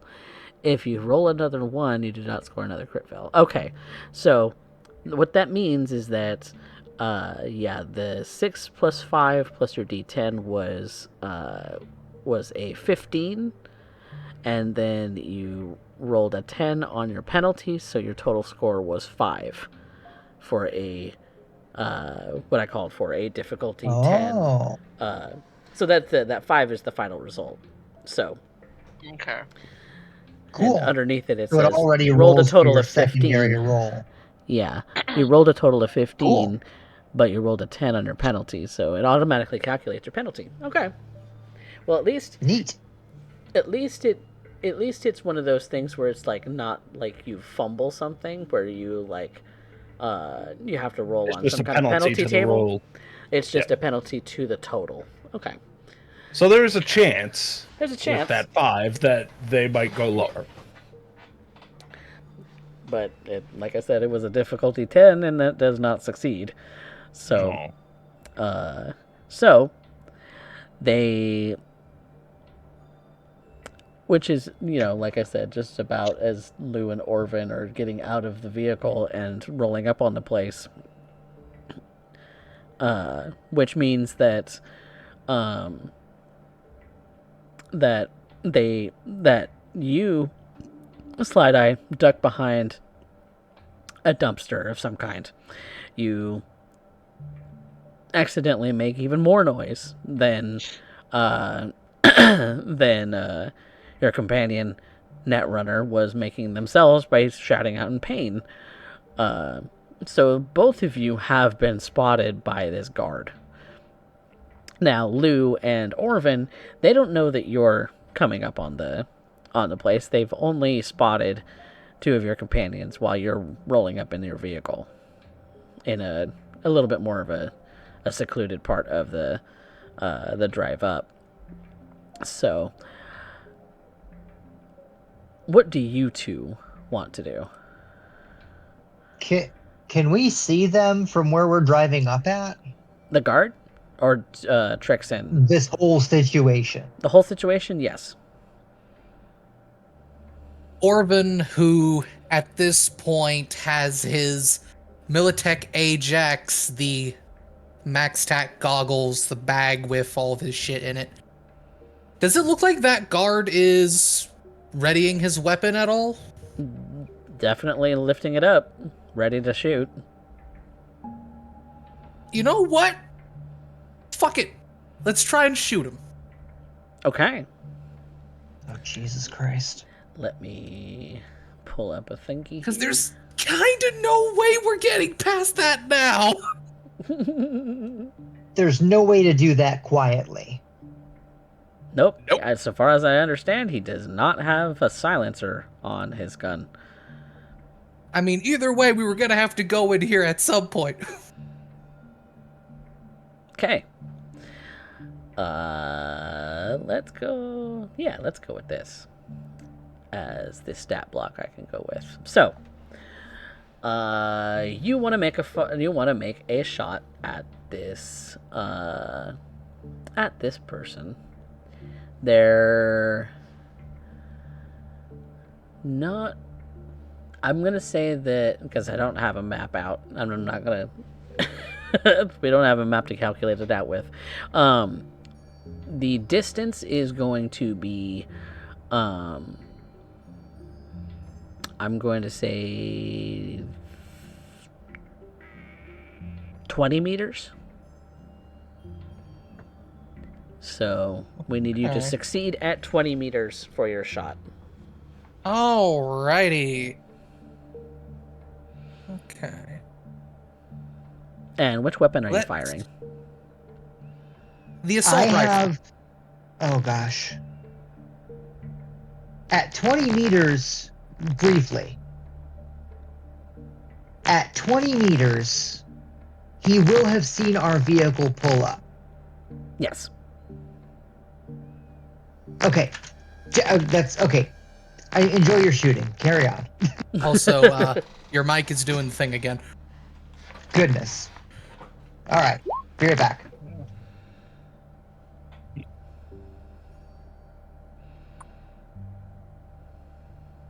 That is a miss.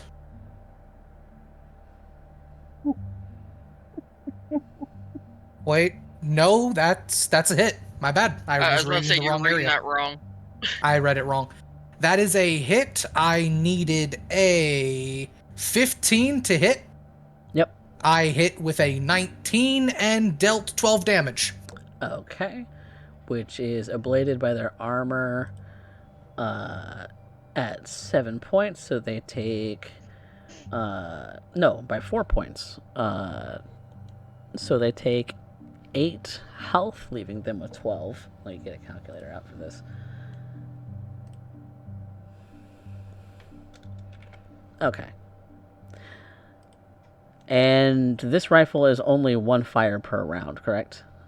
That is correct, unless I do full auto. Okay.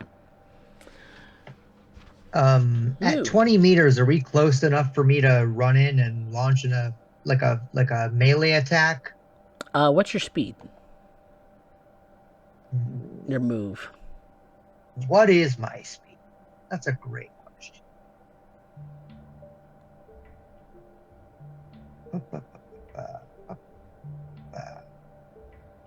7? Okay, so that means that you would be able to run 14 meters in a round. So no. Not quite. You can do something from range.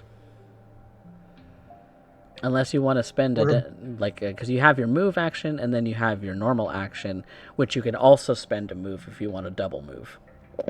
What about if I want to throw a tomahawk? That would be a ranged weapon skill of some kind. So if you wanted to move closer and then throw a tomahawk at him, that would put you at 6 meters away. For the range difficulty. So ranged weapon attack based on your tomahawk. Okay. I'm gonna change the tomahawk so it can work as a ranged.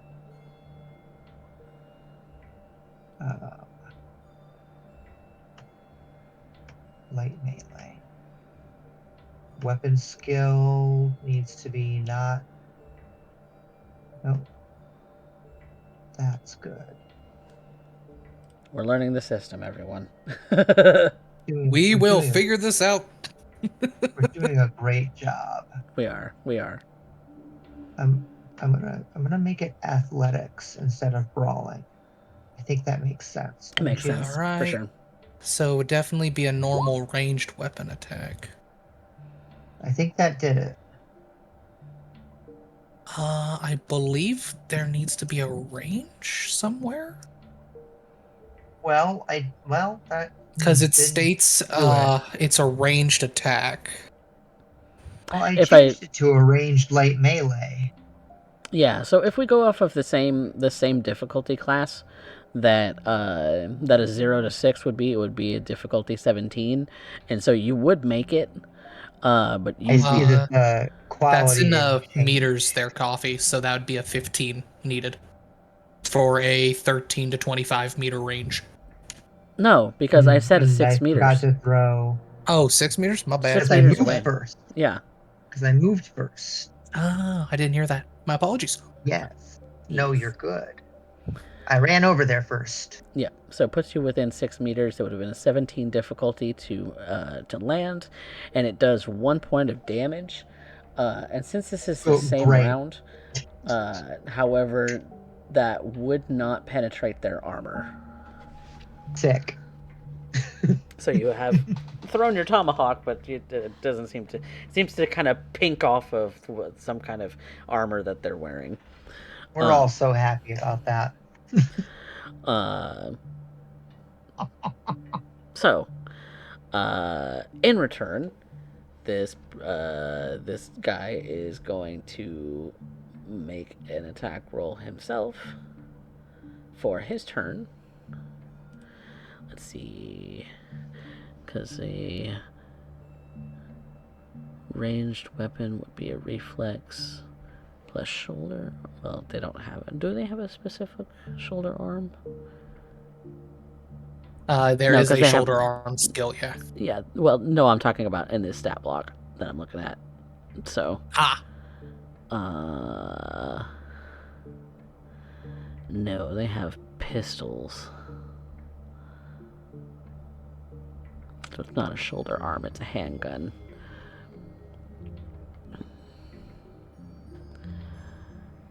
So it would be reflexes plus handgun plus 1d10, which they... Ooh. So 1d10 plus 12.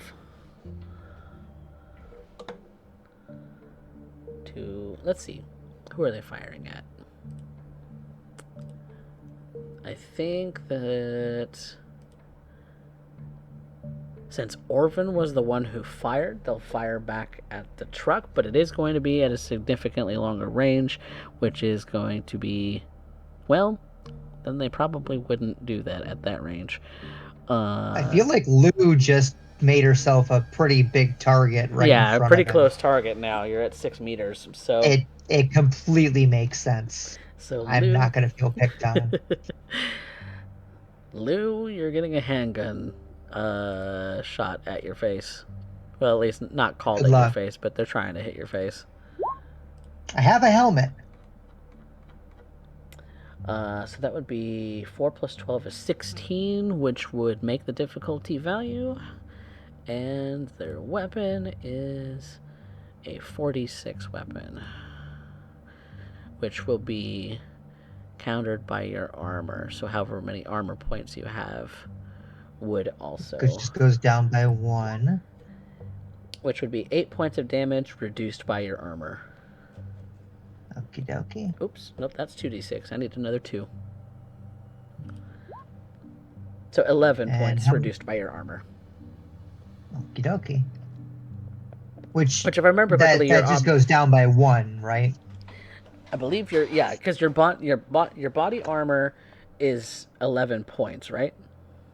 Yes. Okay, so yes, it negates all of the damage you take currently this round, but it is ablated by 1 next round. So it would be reduced. Your armor rating would be reduced to 10 Yes. until you get it repaired. Well, actually, now that I'm thinking about it, your tomahawk actually would go straight through this guy's armor because his armor's been a well, nope, You're right. It's ablated to 3. I'm sorry, it's still a pink off. Because it was only one. Yeah. Yeah. So So Don't worry, whole new system. That's why we're doing this intro run. yep, this And is why I wanted to spectacularly. introduce the combat so we can get used to yeah. all the Nope. Yeah. Nope. Yeah. kinds of We got it. actions. But so his armor went from 4 the to 3 3. to a 2, right? No, 4 to 4 3. to 3. Got it. Yep, Sick. on his body armor. So, Well, I tell you, I'm looking forward to Slideye's next turn. okay. Which does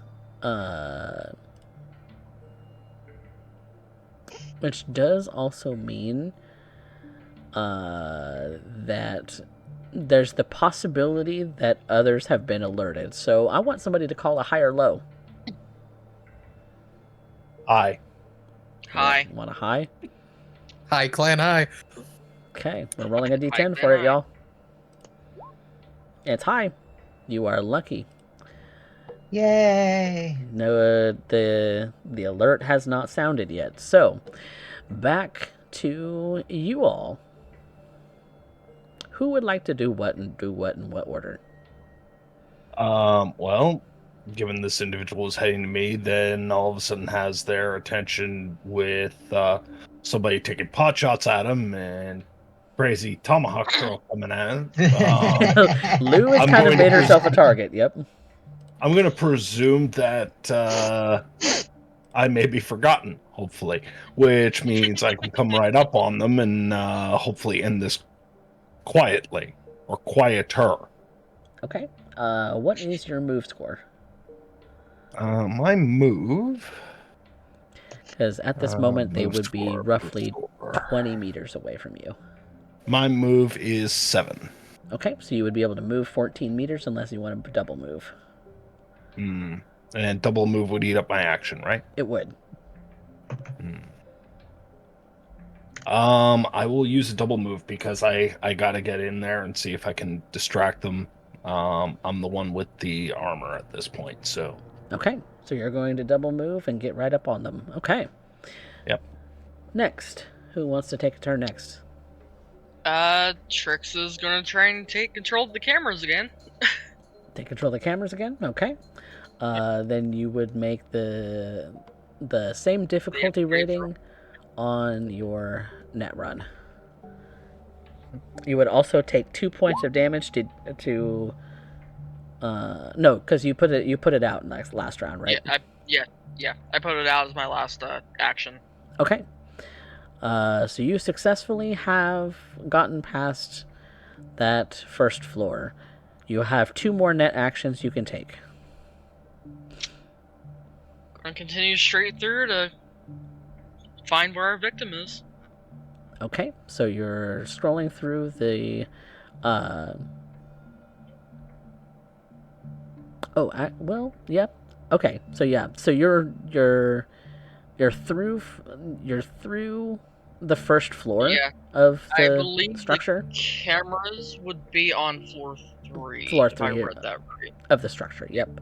So, you have defeated floor 1. Floor 2 is now in your way, and it looks like that is a difficulty 8 back door if you want to use it. Yep. That is exactly what I'm going to be doing. Okay, so roll your interface plus D10. As I find out where my mouse went. Hey, look at that. That's successful. And you can get all the way to floor 3 if you would like to this round. Gonna give it a shot. Okay, so that's going to be a difficulty 10 control roll. Nope. Nope, you are going to, let's see, 4-3 would be...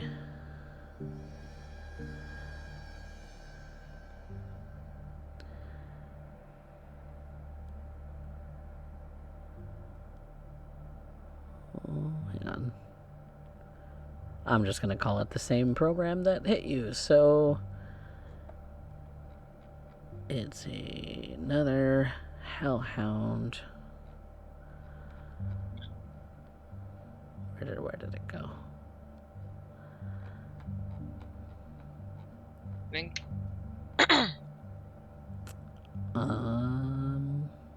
So 2d6 health damage for the fail. Because that's the camera's taking its turn. So take another 8 points of health damage. And you are burning up again. Yep. That's gonna have to wait till next turn. Okay. So, that is your 3 actions for the net. You have not penetrated the floor 3 just yet to get control of the cameras, but you're well on your way. Lou or Orvan, what do you want to do next?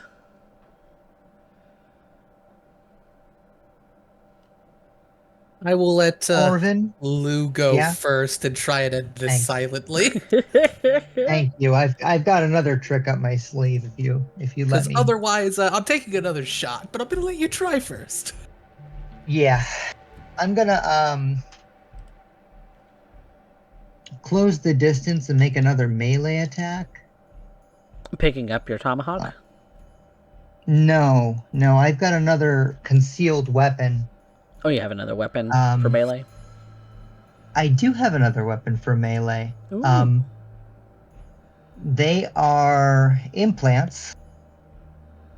Her vampire fangs. The vampire fangs. Ooh, you're going to run up and bite him. I am going to bite him. I'm also, gosh, how's he? I've only got 1 vial of poison, so I'm gonna use that Okay. because I really want this to be over. Okay, so you before want to it pop your gets poison? worse. I am gonna throw my poison on. It's already it's concealed in the roof of my mouth, so I don't have to do anything. Doesn't require an action to pop? Okay. No, it's automatic. The DV to resist it is resist drugs DV 13. Okay, we'll come to that once we roll the we melee have to attack actually first. do the attack first. Yep. So roll your. I'm gonna go ahead and melee. add 4 luck to this. 4 points of luck. Okay. 4 points of luck. 4 points of luck. So we'll take Let's the go roll ahead, and let's add go ahead 4. and make sure this happens. Ooh, 17 roll. Nice. Plus 4 would be Nice to 21. meet That is nice and tasty through his body armor. Which is 3. Which is going to mean that he takes the 2 points original from the attack roll and then your poison damage. And The poison damage is 2d6.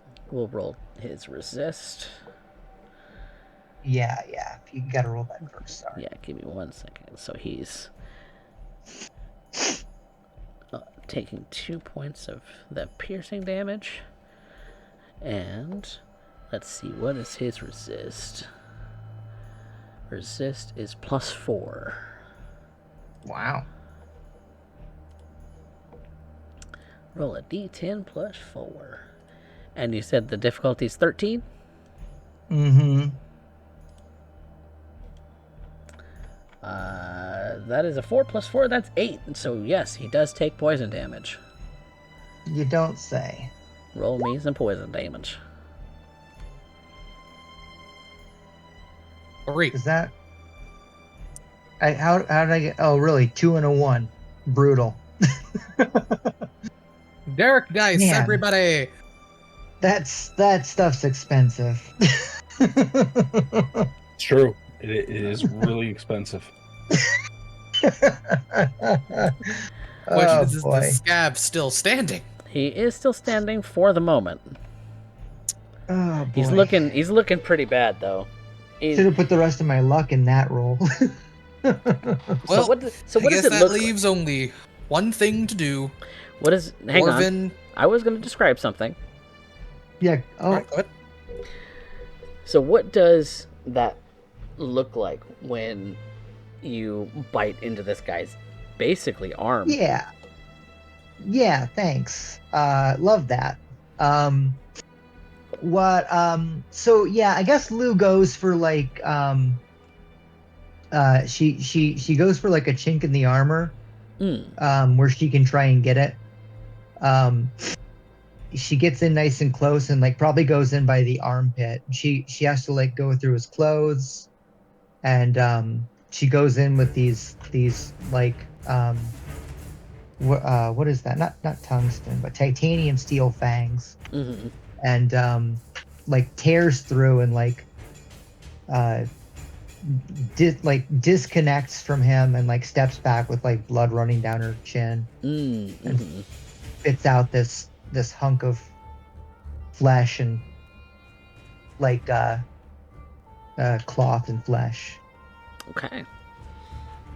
It looks pretty brutal when you you release him for after that vicious bite, and he kind of makes a bit of a yelp out in pain, and looks like he wants to kick your ass, Lou. He was son of a bitch, and so there's that. Orvan. Well, we're taking another shot at the 20-meter range as he is currently still in the truck. Yep. hanging Shooting out from the window. hanging out the truck. Yep. Alrighty. And you know what? I'm going to take a little bit of a thing from Lou's book. 2 luck. Two So luck. +2. All right. Okay. So that's 18 That plus 2 is 20. For 14 damage. And with a pop of your rifle, this guy, his other arm gets winged just as Lou lets him go, and he is on the ground.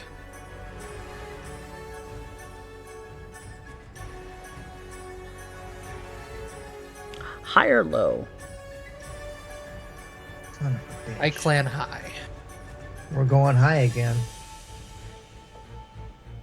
Let's see if he got lucky and could call off an alert.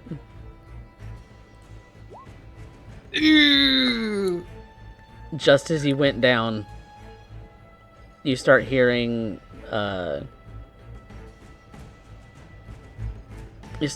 footsteps around the rest of the place.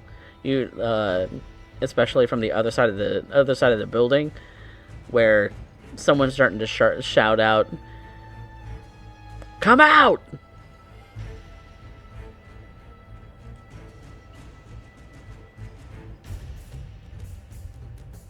So that is the enemy turn for the moment. What do you all want to do next? Make the call, Lou.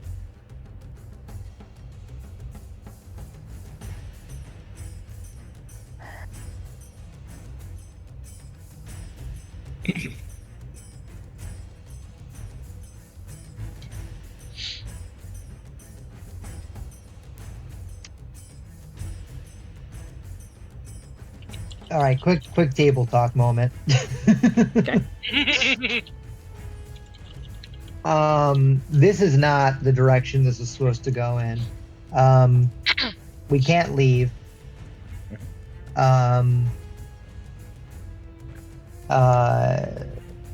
Trix is still in the system. I assume they're gonna keep trying to go in and try to access the cameras. It depends on if she's aware of the scuffle that just took place. Yeah. She is. Yeah. Because you can still see in meat space. Yeah. Okay. So, is there something else that Trix can do through the system What I have in mind, and Coffee can correct me if I'm wrong, just consider we are pulling in the Edge Runners rules. Mm-hmm. Once I have control of the cameras, I should be able to do quick hacks on the enemy. Yes. It all depends on if I get control of those cameras. So. Yep. You need control of them first. Yeah. That's what Lou's hoping for too. That's what I thought you were looking to do from the whole get-go. Well, the entire plan at first was to use the cameras, kind of scope around the inside. Mm-hmm. But now she wants to use them as a then- weapon to see her enemies before they have a chance to get to y'all. Yep. Mhm. Because there was a scuffle right in front of her. We've got a bit of a kerfuffle sort of being created as well. Mm-hmm. Yep. Now, to be clear, So as far as the table is concerned, you have not been spotted by the second guard yet. He is on the other side of the building. You are currently not visible. If you want to make yourself more not visible, that's up to you to try and hide back into cover. If you want to go guns a-blazing, that's your choice too. yeah, that's not an option. We were we still specifically need to told stay not to do quiet. that. Yeah. Mm. We need to stay quiet as possible. But we also need to cover for Trix so that she can finish the job that she's doing. Mm-hmm. But we need to be in the right position so that we can pull the subject out. Mm. But we don't know where they're at. Mm-hmm. Yep.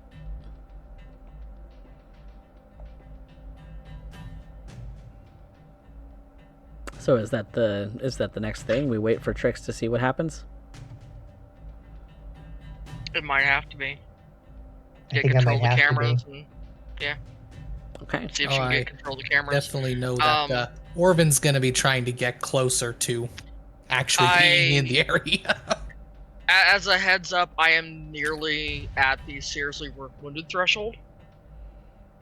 So She's Yeah. pretty badly hurt. Yeah, she's been letting out some screams. this is probably going to be my last attempt before I have to jack out. Yeah. Can you be treated while you're in that state? If any of you have air hypos or something of that sort on you, you'd be able to administer them.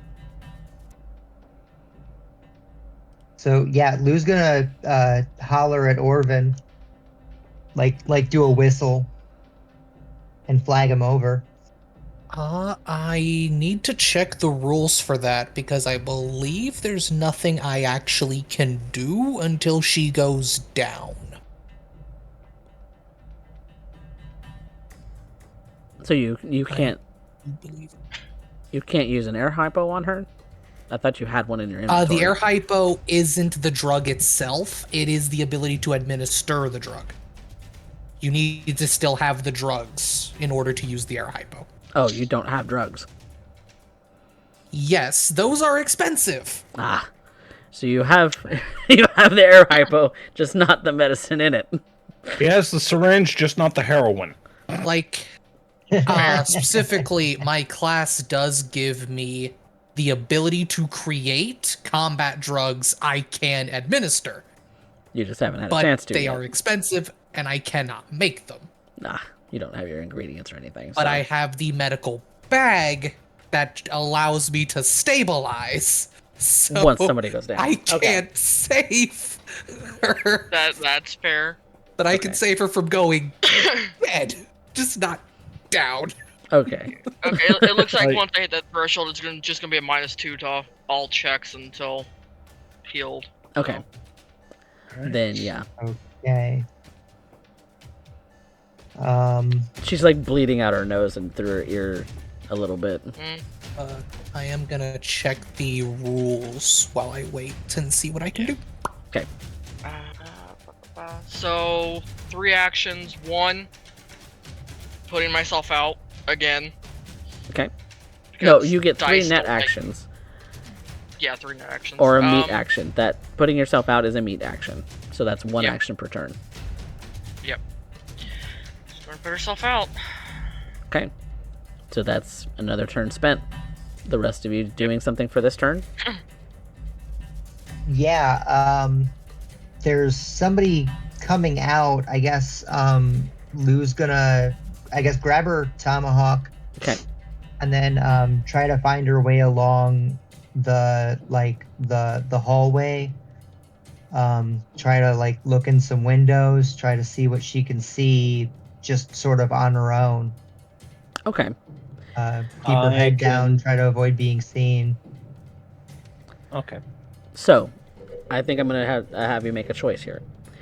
Are you spending more time being stealthy or spending more time being aware?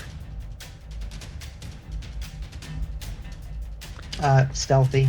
Stealthy? Okay. So that's going to be a stealth check for your action. Getting your tomahawk, I'm going to consider a free action because that's you moving to, as part of your move, to moving to grab it. So make me a, I'm going to say difficulty 7 stealth roll.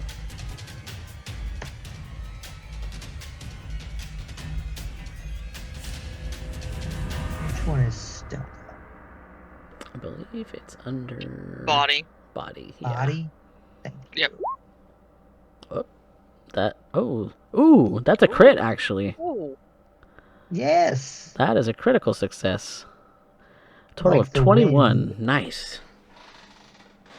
Someone had to turn around at some point. You have essentially vanished this turn. Maybe even your comrades don't know where you went. Slideye. I was asked for a call and I received none. So I guess I'm going to have to do this solo. But I'm Tish. But I'm Tish. Nice one. I'm allowed an occasional dad joke, okay? I didn't shave, I look the part, okay? So, you. with that being said, if I had to guess, we're kind of in a side alley, right? Like Kinda, yeah. garbage, all that kind of stuff. So would that imply a fire escape? High or It is low? a 2-story building. Let me determine High. if there's one nearby to you enough.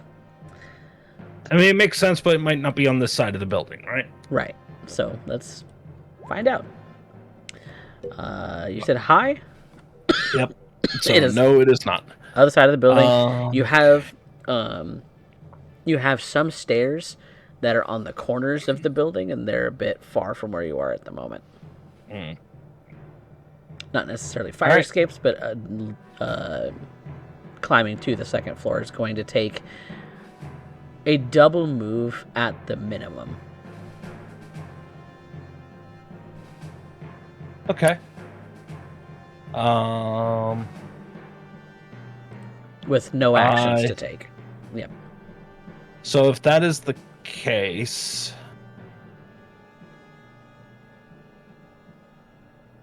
I am going to end up here.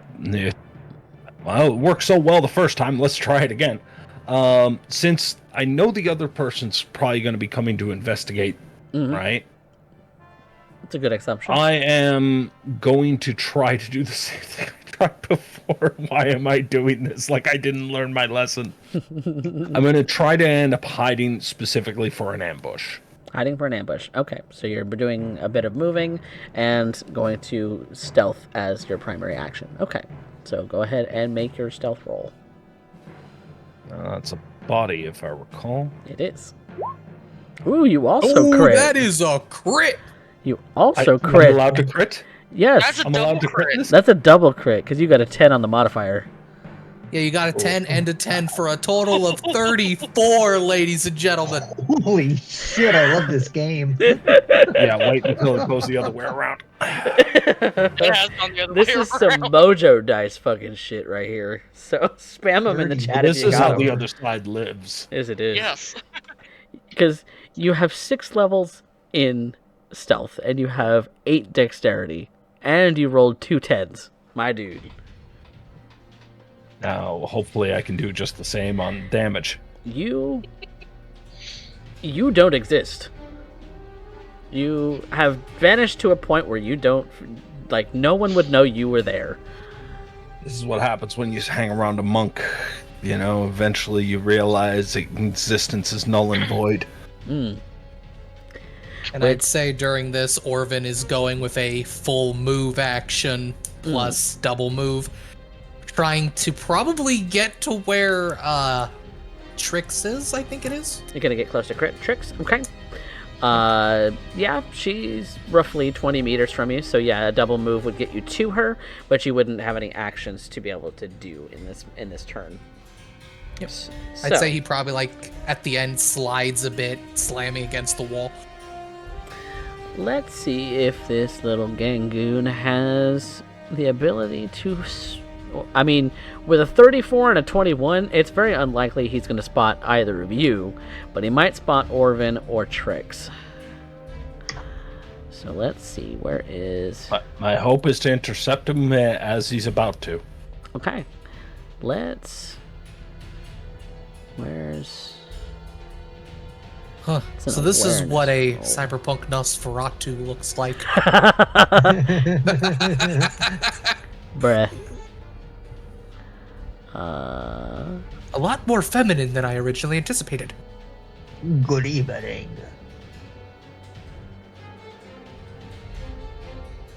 Oh, perception is +6. Okay. Let's roll. Wait, because I'm supposed to...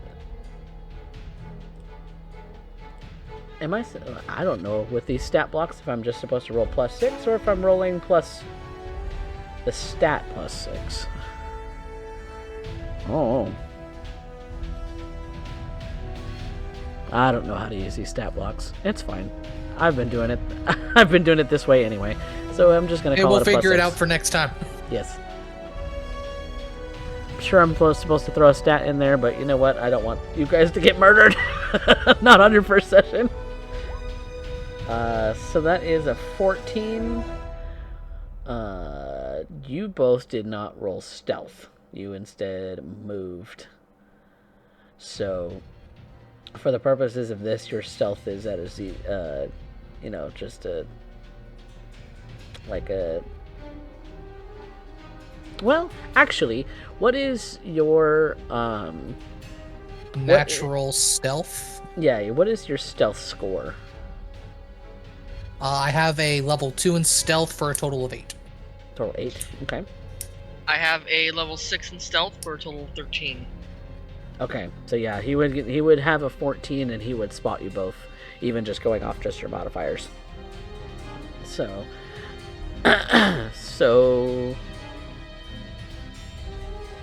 but that is his action for this turn because he spent time looking for you all.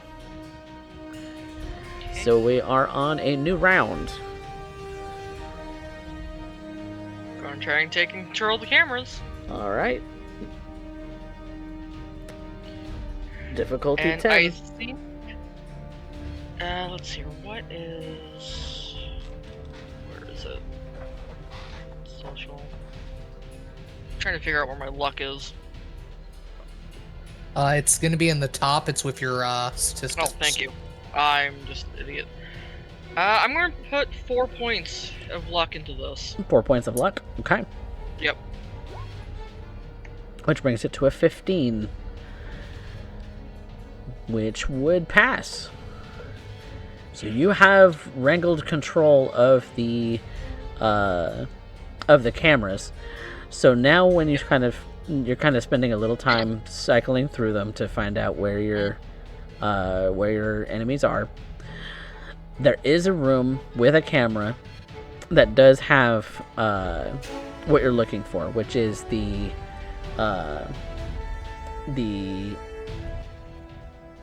room where all of the scavenging has been taking place.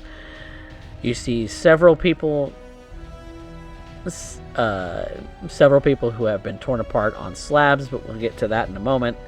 What you're really concerned about is your enemies, and those who are connected to this subnet are there are two of them that you can see directly, and a third further away from the camera.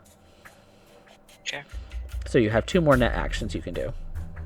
She's going to relay that to Orvan, since he is right there. Yep. And then, let's see here. Is there a camera outside I can flip over to? Yes, there is. Can I see the guy on it? The one that's coming for us? Yeah, there's one on there. Okay. Well, let's see if I get this right.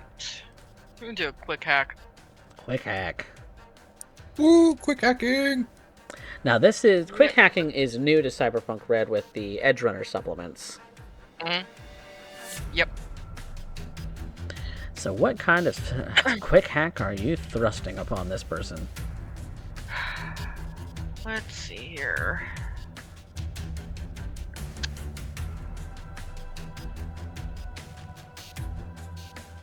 I've got 4. Okay. So... I'm going to overheating. Overheat. Okay. A solid choice. That, yep. Is a DV8. A DV8 to send it to him. He is attached to the network, so you are fully capable of it. Yep. Alright.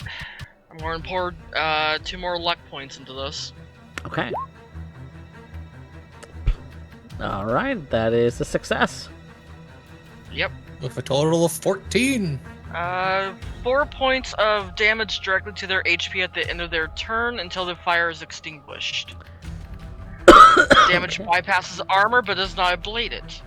Okay, so he has full armor still. He was at 20 hit points. He is at 16 now. Yep. And extinguishing the fire requires an action that can only be performed on the target's turn. Okay, so he has to wait till his turn to put it out. Yep. Alright, during this same turn, who's next? Well, if the individual's in position, I will gladly give it a shot. Okay. I would say that you have some kind of advantage on this, situationally, because you are stealthed like a motherfucker. But I don't know how advantage in this case would work, if I wanted to grant it. One momento. I saw that earlier. You did? Okay. I was actually did. trying to find that myself for this entire time. Yeah. I just didn't want anybody to have to shoot him and make more noise, bringing everybody else outside. Okay. I found the negative modifier example. Oh, yeah, because that's in modifiers, isn't it? I'd say it probably would work in reverse, even though it's not outright saying that it does. I think there is a positive modifier. Let me see if I can find it.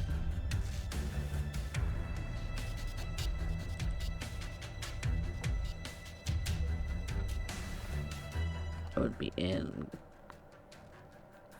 combat.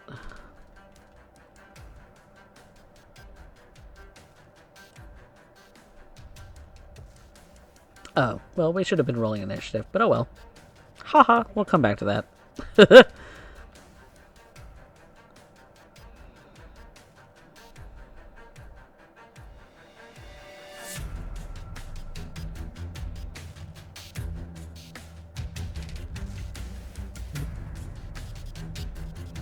Not sure if it's a mod. So are you intending to do some kind of melee shot, or are you trying to I'm intending to do a incapacitate? melee. Okay. A melee with a weapon? Well, we already got a corpse down, and nothing says that he can't leave bodies at this point, so long as it's quiet. Fair enough. And since nobody can see me, nobody knows what the hell's about to happen. True.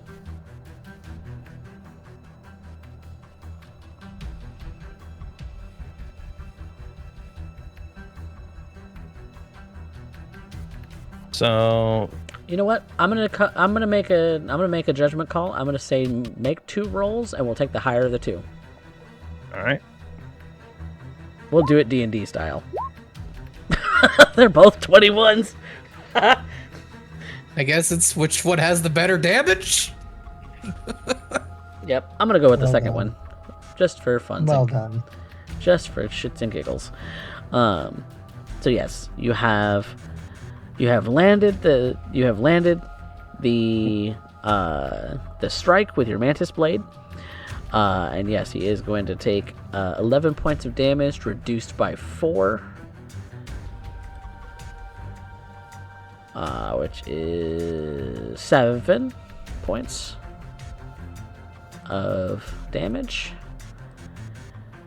He is looking pretty bad. And his armor is ablated by 1, so his armor rating is down to 3. Why do I remember having... Oh, I didn't... The notes didn't keep... No, I was just remembering... I was remembering something, but... Don't... Let's see here. And he is still on fire.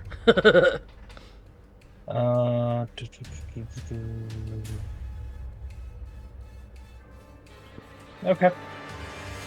He is still on fire. What? Yep. Wait, what? He's on fire from the overheat that Trix landed on him. Fair. And he can't put it out until his turn. So. Yep. So you have pounced and sliced. I will gladly end up taking that. All right. So we have Lou and Orvan left for the turn. Can I connect with Trix via holophone? I imagine that you all have been on the holo with each other this whole time, so... Fantastic. Fair point. I would also like to assume that I saw this nonsense just happen. Yep, where Slideye just comes out of nowhere and slices the guy. Yeah, and the overheat happened as well, right? Yep, where She a says, bit of this it guy's looks like you guys- neuroport and hair is caught on fire. Yeah. She says, okay, so you guys have this under control. Trix, you've got eyes on the camera, right? Yeah, and she would, and while informing Orvan, you guys would have heard everything. Where's the So- room at? And how many... And Trix, you would know it's the second floor, third room from Second floor, third room. from the corner. Yep, Yep. second How floor, many, third room. How 3 many, guys total up there. yeah, 3 guys total in there. Or at least in that area. Yeah. What do we got? I guess I'm on the group comms. What do we got to move them out of the room? Or confuse their sense of what's going on in the room?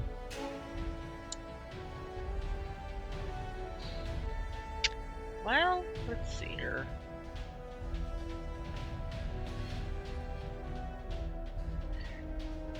Well, I can cause damage to the 3 of them, but it's gonna be a little tricky.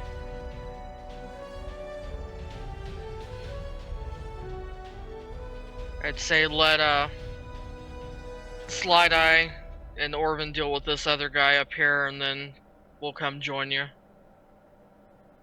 Or they will come join you. I will stay here jacked in. You can't lure them somewhere else?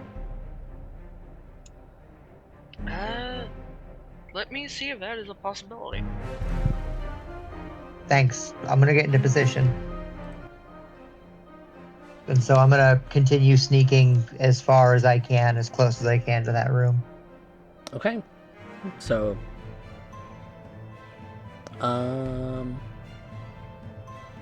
Another stealth. yeah, go ahead and make another active stealth because you are moving, and this guy could still spot you. Sure. Ooh, yikes! That's a -1. That Oopsie-doo. is a -1. You have- Doodle. You can still move to your heart's content, but you will be spotted. Yikes. As an out-of-player note, I will have access to lure, just not currently. Okie dokie. So as this guy's getting sliced and caught on fire, he does notice that you are moving, Lou. Oh, good. Just him. It's like, I don't. You think he gives a shit? He might be a little preoccupied. You think he gives a shit? All right. So He's I like, think- oh shit, there's like a chick over there. Weird. So with that being your action for the turn, Orvan. Orvan is not going to shoot the guy this time, Oh, seeing that he is one, on fire, and B, getting attacked by an oddly familiar sight for Orvan. You've seen blades like that before. And he definitely has. Definitely has. But he's going to actually use a stealth action while also kind of peeking around the corner to see if anyone is coming from the opposite direction where we have just come from. So which is the action you're doing? You can't do both. Then we're just gonna go with the hide action for now. So you're just gonna roll a stealth. Indeed. Where are Sadly, you? in Cyberpunk, there's no such thing as bonus actions. That is 14. I'll take it. Okay.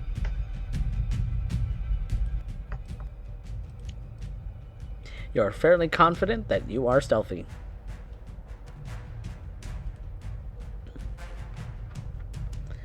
Alright. So, next we have this guy's turn. Well, he's on fire, and he's not exactly happy about it. So I think he's going to spend his action. He's going to move away from Slideye and use his action to put himself out. He's getting the fuck out. He is GTFO. So that's his move, and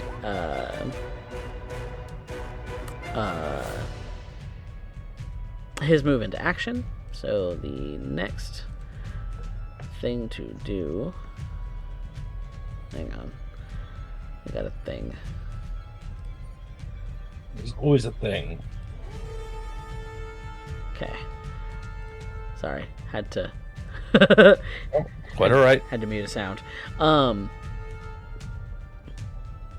Alright. Next we have high or low. Hi. We've been getting We'll pretty keep lucky running with with these high. high.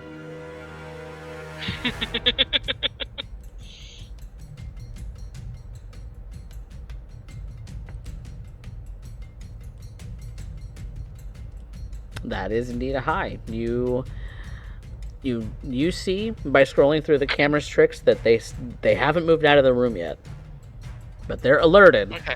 They haven't moved out of the room yet. They know somebody's out here, obviously, because there's been, slashing, screaming, gunshots. Yeah. So, what do? She's not gonna deal with those three until the others are ready to move in on them. So scrolling back, she's gonna overheat the same guy. Because Okay. why not? So it can stack, right? Yeah. He's already put himself out. He put so- himself out, yeah, with the last turn. Yeah. So yeah, Yeah. roll to hit. On your quick hack. Ouch. Ouchie. Yep, that is. That misses. That is a 1. Yep, 1 minus. Well, 1 minus 3 is -3. So I think that's a total of 2, if I'm correct. Yeah. Yeah, So I that's think not that's gonna a land. total of 2 on the roll. Yeah, that's not gonna land.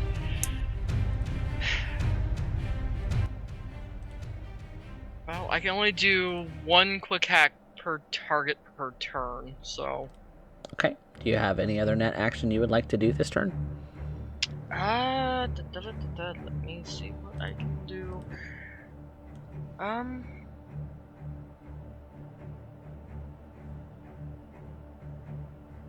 Let me double check.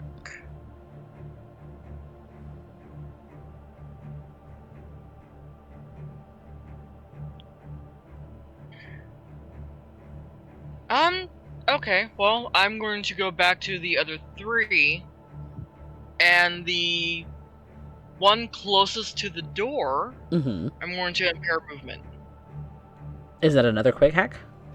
It's another quick hack, but it's Okay. a different target, so I'm able to get away with it. Okay, so you can do 3 different targets if you wanted to? Yeah. Okay. Yeah. That's at least how I'm reading it. Okay. I will take your word for it. This That is sounds like a net runner thing to do. This is a DV6. Okay. Much easier to do. That's a crit! That Of is a course crit. I crit that. So this guy's movement's impaired. Yep. Target's move is lowered by 1 for the next 60 seconds, or 20 rounds. If reduced to 0 move, they cannot take a move action. Okay. So he's a little slower. Yep. And the next person close to the door, Okay. I am also going to do impair movement on. Okay. Roll it. So slow 2 of them down. Okay. Hey, that's a that 6. works. Don't you have to beat it by 2? No, that's entering into the system. Yeah, that's entering into the system. On the floors of the system. Yep. Yep. Okay. And from what you can tell, aside from the black ice you've defeated, they don't have a net runner to attack you back. All anyone nearby can hear is just this little chuckle. I But just Orvan. I don't know if the black ice is supposed to attack you each turn or not. After you've defeated the floor. I don't think so. I don't think so either. I think they only protect the floor, and that's it.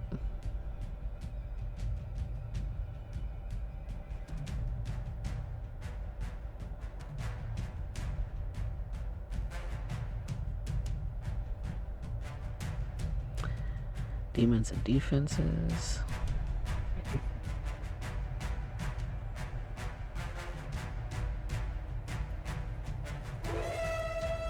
Okay. I guess if I wanted to, I could put demons in it, but I didn't put any demons in this one, so because it's kind of a thrown together, kind of cobbled together system. Yeah.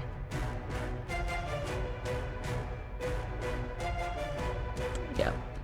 So there's not any demons in this architecture that would be looking to come and attack you in the net space. So Woohoo. you kind of have free reign over everything right now. You have free reign of their architecture. It's a little cobbled together, even by your standards. God, and I thought I didn't know what I was doing when I first got into this. Mm-hmm. This is messy by even my beginning standards. Jeez. But yeah, that's all she's gonna be doing, just impairing 2 movement. Okay. So that's your turn. We got Lou, Orvan, Slideye.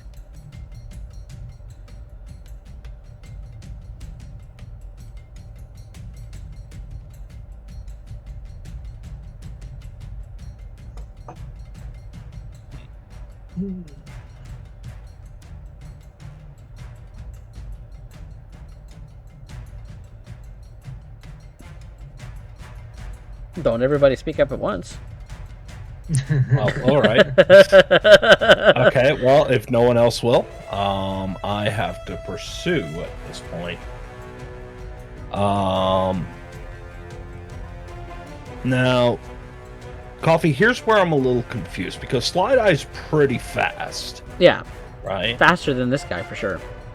Okay, but they performed a move action, which means they doubled their movement. No. So even if I... No? No, he put himself out and made his single move. Okay, so then I will end up making the move, and I am going to spend a luck on my next attack. Okay, yeah, because your move score is definitely higher than his move score. Yeah. So plus a luck, single spend of luck is just a +1, right? If you want to spend, you can spend as many points as you like. Each point is worth 1. Okay. Let's double check my luck then, just to see and how far I can push it. I am... Actually, I'm going to... His armor's pretty ragged at this point, Oh yeah, right? he's falling apart. Then I think I'm going to put this to... I can put it on damage rather than the attack roll, right? I don't think so. Okay, I then think we'll it's just... to We'll the- just do a +2 skill for roll. now. Yeah. Okay, a 19's gonna hit. 10 points of damage. 10 points of damage. His armor saves that by 2. Ooh, barely. This guy is hanging on by a thread. Ah, come on! You have a tendon keeping this arm attached to this guy. But he's definitely super impaired. He can hardly move. He's kind of shouting for mercy.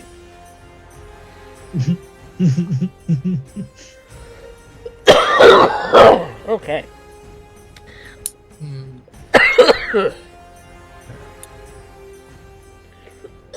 And is he within Lou's range?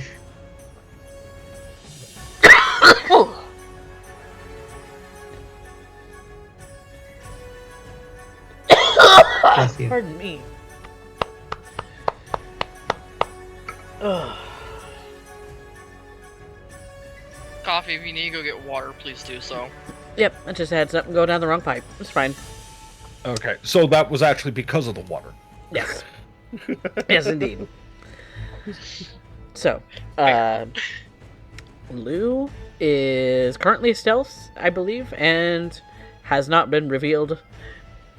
So, you can, with your movement,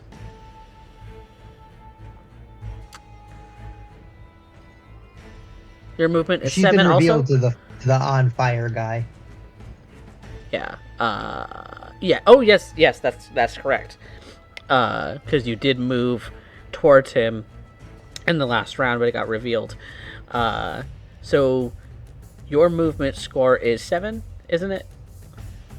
Correct. Okay, so yeah, you would be able to catch up with him as well, and so you can make a melee attack if you would like. Can be within range. I'm gonna do that then. Okay, melee attack it is. He's asking for mercy. Seems like the least I can do.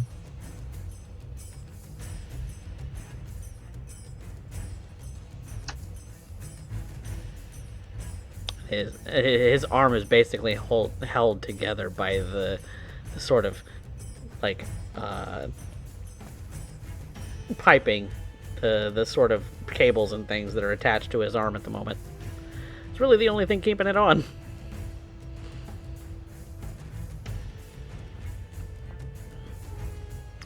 Uh, 12. I believe 12 is going to hit. And with the swipe of your tomahawk, you just flatline this guy.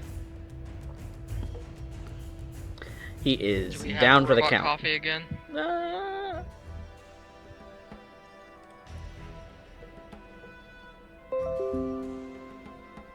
Damn it.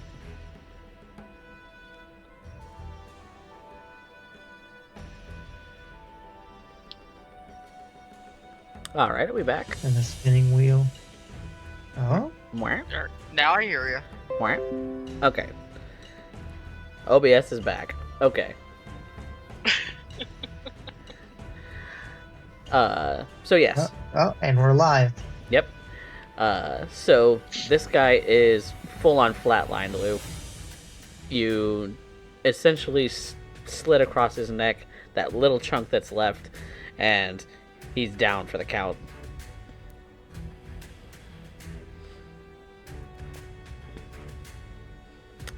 Which leaves, I believe, Orvan left for the turn, yes? That would be correct. He's going to do his best to stealthily start... actually, no. He's going to put his head around the corner to see if anyone's trying to come from the opposite direction where everyone is paying attention. Because the one guard was coming from one direction, so we're all looking over there. I'm looking the opposite direction to make sure we're not being ambushed. No, because you... So, the way that it was is that one person was on one side of the building, which was the first guy you fought. The other guy was coming from the other side of the building, which is the second guy. Aside from that, there's no one else outside. Oh, okay. The rest are inside, for as far as you understand. Okay. So that means that there's multiple doors in, then. There's multiple doors because this is basically an old, like, hotel or apartment complex that's a bit run down. I guess I'm just gonna start moving to the front door and gonna, like, lean to go look and see if what's inside. The door is not open. All the doors are closed in this place. But you are free. All of you would be free to move towards the door because it doesn't look like they're coming out to meet you. And we're on hollow, so... Hey, Trix. Do they have any alarms on the doors? Would it be possible for me to tell?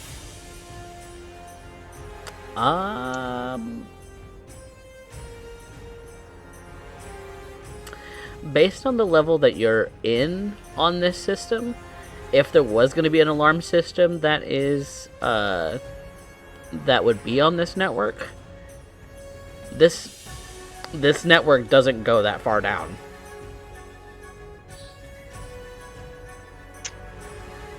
Doesn't look like it to me.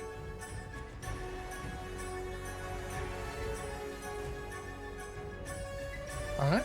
Then he's just going to get next to the door and get ready in case either anyone comes out or he's given the go.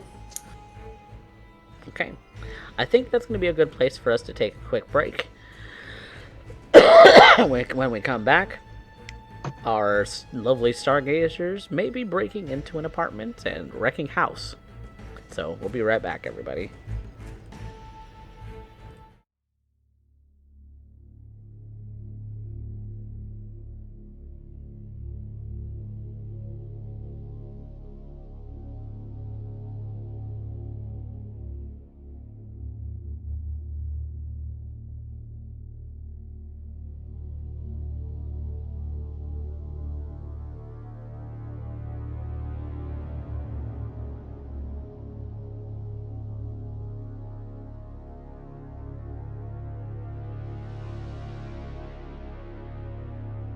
One to Night City Stargazers.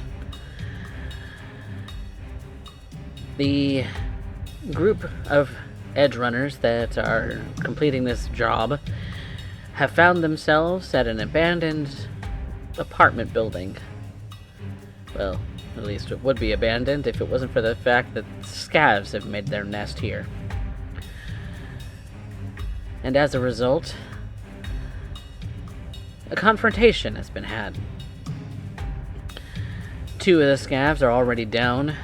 Trix is jacked into the architecture of the network of this shoddy rundown place.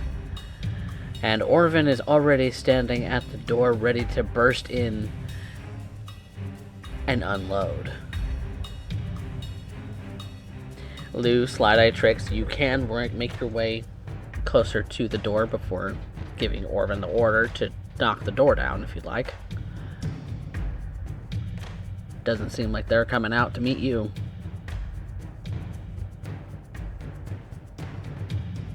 If that is the case, and there's only one entrance here, right? Like I'm imagining windows barred and all that kind of stuff. Oh yeah, On the first floor.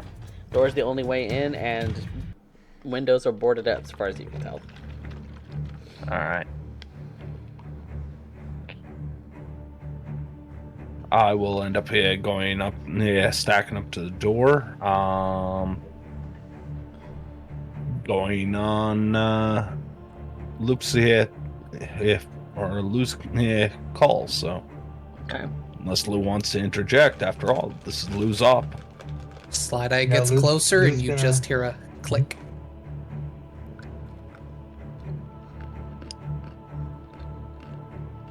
Sorry, Lou, you were saying something?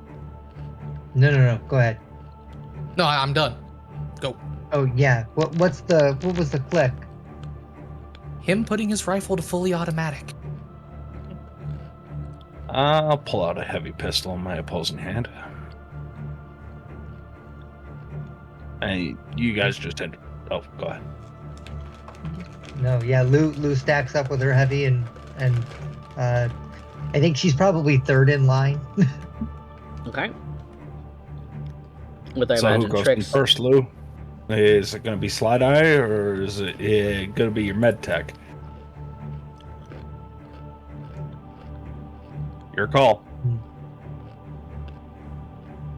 Have you taken a hit yet yourself? Nope. So it's going to be Slideye. All right. Then that's how. If that's your call, that's how we rack it up. Okay. Okay.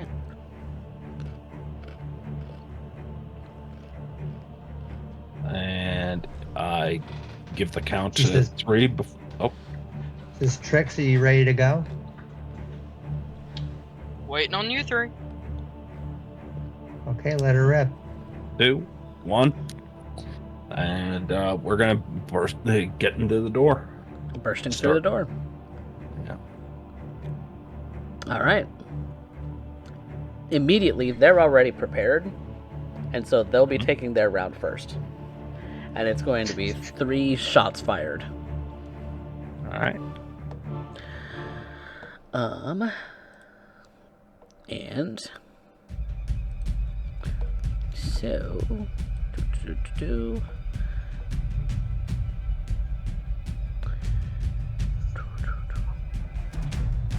it's gonna be with handguns. So 3 rolls. First one is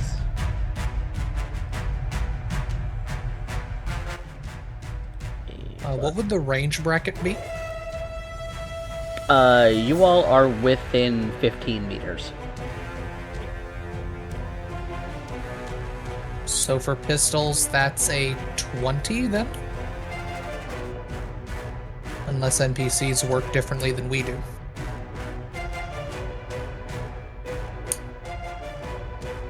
Yeah, within, like, less than...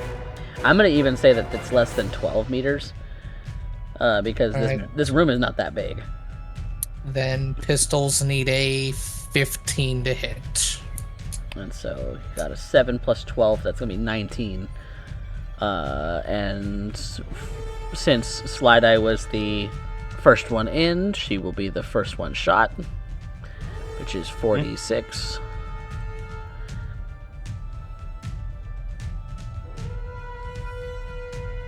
Come on, roll 20. It says no. 17, and then reduced by your armor rating. That is 11. Okay, so that reduces that to 6 and reduces your armor to 10. Okay. And just to be clear, Uh-huh. when you that is 1 point off of the light armor jacket and 1 point off Or off of the head armor and the body armor, right? No, just body. I'm not Just the making body? not making any called shots. It's just the body. Okay.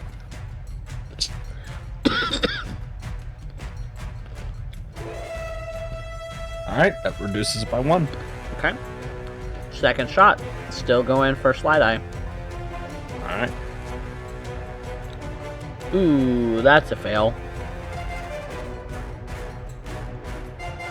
So that's a complete whiff. And the third is, well, no, yeah, 13 wouldn't hit, but a 16 would hit. Yep. They need a 15 or higher. Yep. So they have plus 12? yep. And so Okay. be 46 again, reduced by your armor. Puts it down to 1 point of damage. Yep. That is going to complete their turn. Okay. Slideye is first in. Slideye, you said they're within. Yeah, they're within 12. I believe. Within 12 was meters, the yep. last set. Uh-huh. So I'm going to use my movement speed, and I'm going to do what I do best. I'm going to spend 2 of my luck, Okay. and let's get into the cut. Let's get the cutting to begin. Snicked. 16 and 14 points of damage. Holy shit! Ooh, shit. That's pretty good. For me, yeah, that's phenomenal. Yep. Yeah. First guy is pretty heavily wounded.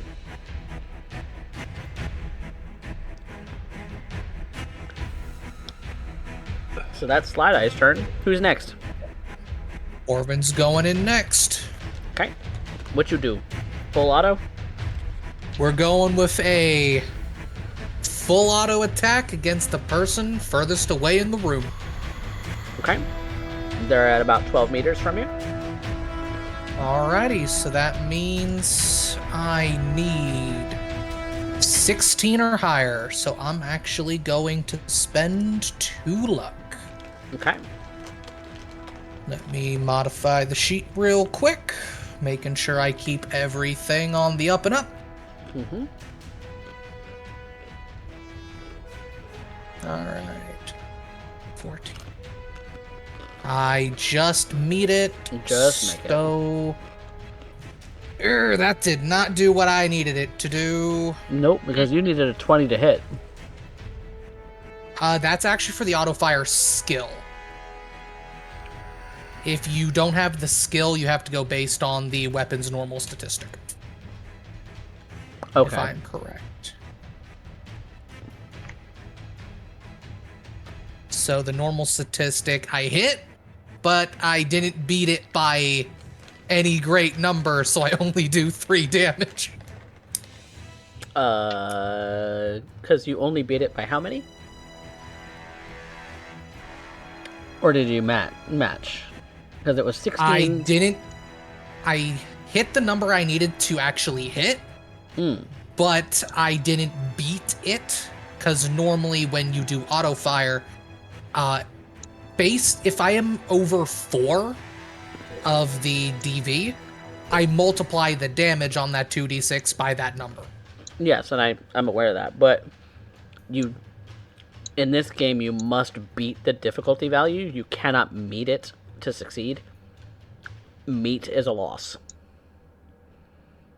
So you actually do 0 damage because 0 times 3. Okay. You have completely whiffed your auto fire. I got another 10 rounds. Okay. Lou, Trix. Lou's through the door. She's gonna shoot on the other guy. Okay. With a handgun. Yep, handgun. Okay. You make it. And that is going to put this guy out. Nice. Beautiful. Very nice. So that was the third one that ended up getting. Yeah, knocked? it's like the one Yeah. furthest back. The one furthest back is Okay. down. Wow. Right. Wow. Damn. Okay. Is he sick? I'm curious on that myself here, right? I end up doing 14 points. You get the 13-point one. Like, damn. Oh, my bad. I thought they were the same person. My bad. Armored, unarmored? No, not the same person. I'm gonna attack the third person. Okay, yeah. So both of those individuals are at half health. The one in front of Slideye, and the one that Lou and Okay. and Orvan shot at. Both are at half Okay. health. Okay. Trix. They're all three going to take overheat. All three gonna take overheat. Beautiful. Roll some overheats. Beautiful. So, first one. Hey, that goes. Hey. Oh, wait, never mind. It doesn't. It's a DB8. Oh. That's a. Oh, it's a difficulty 8. Yep. Yep. Ah. I'm sorry. I misread it when I scrolled down there for a second. So, first one misses. Mhm. Second one hits. Okay. Come on. And third one hits. Okay. Nice. So, two of them are now on fire and are without 4 HP. Okay. So they're at 1/4 of their health. And that is it for me this turn. Okay. I believe that's everyone for the turn, right? Mhm. Yeah. Okay. Mhm. Well, they're not happy, so they're gonna start firing again. Again. Well, so they're not putting themselves out. The two are putting themselves out. Okay. Hey, they're going out in a blaze of glory, literally. They're gonna try and kill you all.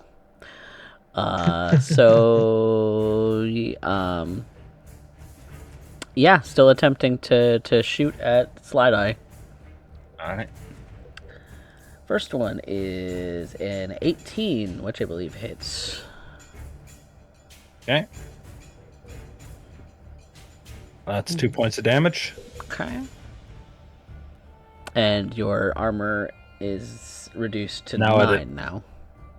It's now down to 8. Not 8. Okay.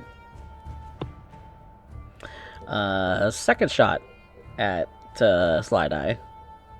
Ooh, that's a 21.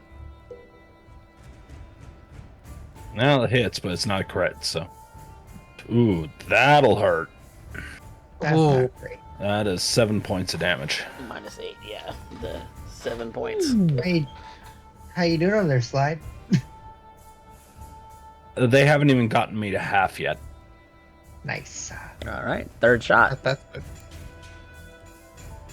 Ooh, that's a crit. Fail. Yikers. All right, roll to see on how much it gets reduced by. I guess it doesn't matter. They're just not hitting. Yeah, it's a complete miss. Yeah. Because the best they would be able to do is a 13. And a 13 doesn't land at this range, I don't think. No. Nope, they need 15. Okay. It's your turn again. While this one is impaled on what has effectively become this forearm blade that is extended out, like deconstructing her entire forearm and part of her hand, currently piercing, she ends up just swinging her heavy pistol off to the side to look at the one that Loup ended up doing and just pulls the trigger. All right. But not even looking, just a Fire that shot. Okay. and I'm going to use the rest of my luck on that for 2. Okay. Beautiful. Ooh, that's a 20 to hit. Nice. Yep, you got you. that. Nice. Yep, that guy's brains are blown out. Yeah, when you see this, it is just it's crazy. When you end up seeing this, it's less of a human reaction, just an automaton pulling their hand out, not even checking, almost muscle memory maybe, or programmed response. The the heavy pistol ends up just echoing out, and all it is brain matter splattering against the wall. And this is a heavy pistol. We're talking about something like that has the stomping power like the Malorian. Yeah. Yeah, because he's using the very heavy pistol. Yeah.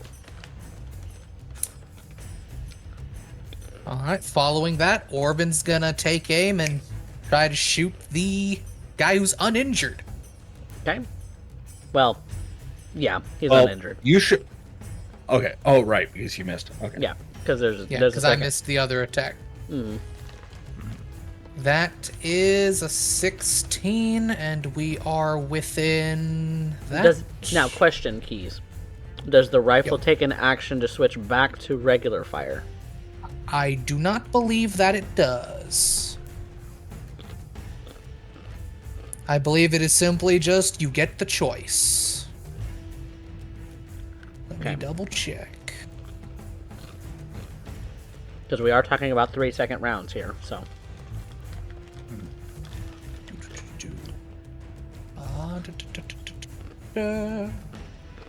Yeah, I believe it is just simply you get the choice between the two Free action. Okay. when it comes to that one. Okay. And you are in pretty close range, so yep. I 16. believe that is a hit, I would say. Did you spend luck on that or no? No. That would be a miss because you need to beat it, not meet it.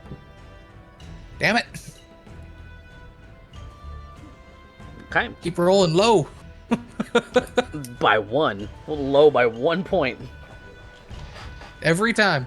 Yep. Well, because you're at a with your rifle, you're at a range actually that is at disadvantage because you need a DV16 instead of a DV13 at like 60 meters. Or like 50 26 meters. to 50. Yeah. So, Well. you're kind of close for this weapon. Trix and Loup. How's my range on that guy that Orvan keeps missing? You can Good, be normal, fine. you can be right up on him. I can get closer. Yep. I do that. I shoot him. Oh, so you're going point blank with your pistol. Sure. Okay.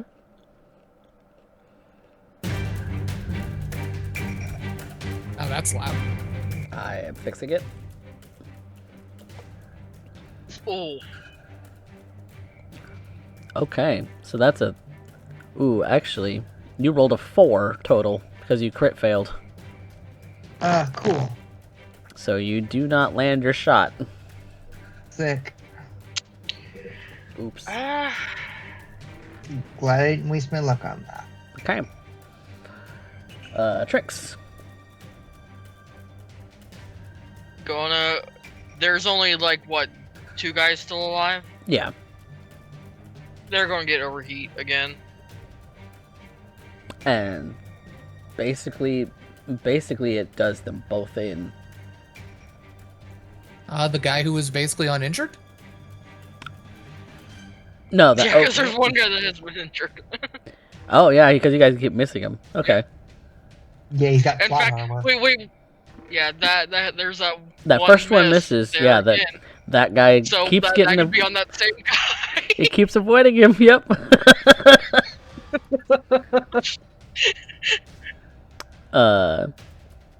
That's the one that's on actually on Slideye's mantis blade, basically holding onto it. The other one is the guy who's not injured. So for the 12, he does take 4 points of damage Yeah. for the overheat. Yep. He's Just- at So there, all you hear over the call about that one guy's like, "What is this guy, blessed or something?" Yep, he's at 3/4 health. So yeah, they aren't backing down. You kind of hear one of them shouting, what seems like they're on, like their eyes are glowing, like they're on the hollow. Maybe calling for reinforcements. It's a little muffled with all the gunshots going on. Super. but they're gonna try shooting you back anyway. That's gonna be at Slideye. Because that's gonna be the one guy who's on Slideye is shooting at her from point blank, and so he needs a 13. No. Yeah, 13 to hit. Huh. I think. Hang on. Let me check their... For point blank range of a pistol, he needs 14 or higher, because the 13 would be the meeting. Oh, you're right. So that means that he is at a 20 to hit.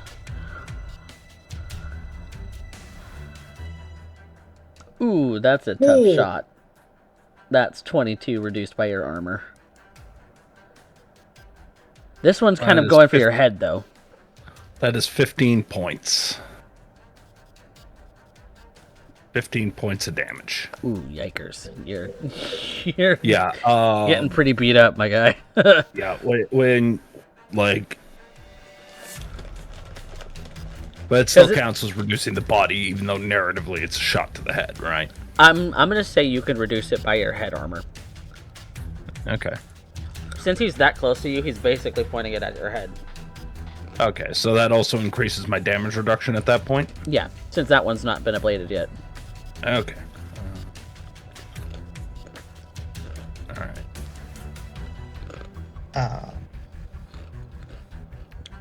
Super. So that'd be 11 points of damage. Yep. I'm just recalculating my health.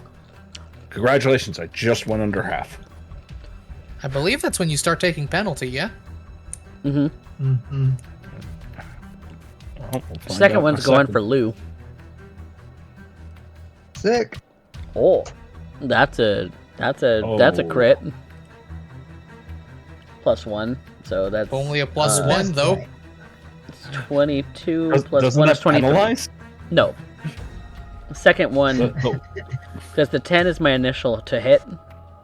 Second one is my modifier, my positive modifier, Uh-huh. and then I add my plus 12. Alright. So that is a 23 to hit on Lou.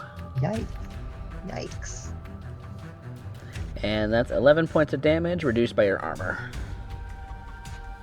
Okay, so I'm gonna take 1. For my first harm of the night. Uh-huh.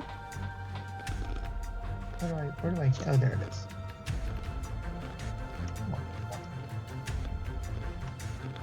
I also need to tell you now. Mhm. Is it my turn? Is it my turn, or is it Orvan? It's Orvan's I turn. believe It's your it's the turn. end of the NPC's turn. It's the end of the NPC's Right. turn in which the So it's overheat our turn. the overheat does cause the one guy who was at like one Right. quarter of his health left, and basically Ooh, puts him up in actually, flames. I hate to do this, but I should point it out for the enemies before I point it out for myself. Are they using medium or heavy pistols? They're using poor quality VH pistols. W- Um, uh,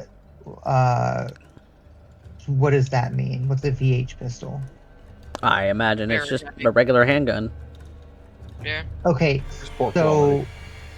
poor. Yeah, well, no, that's fine. Any handgun can be poor, or excellent quality. So here's the thing: medium and heavy pistols have 2 rate of fire, Mhm. which means they can be fired twice for a single attack action. So I haven't been using my attack correctly. Oh, And if they have medium or heavies, you're not using your attacks correctly either. they're actually So- VH is very heavy pistol then. Yeah. Okay, so very heavy is only 1. So that's only 1 per attack action. That's VH, excuse me. Yeah, VH is very heavy. Thank you, Yeah. thank you. Yep. So you don't Yep, get to yep. attack twice, but I do. So Okay. I'm about to start to do that now. Okay.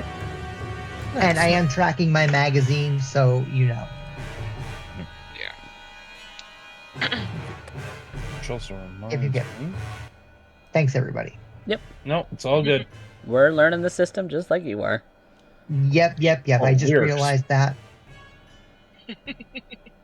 Yeah, like for instance, I forgot that Mantis Blades. I still get a +1 on my attack checks made with it.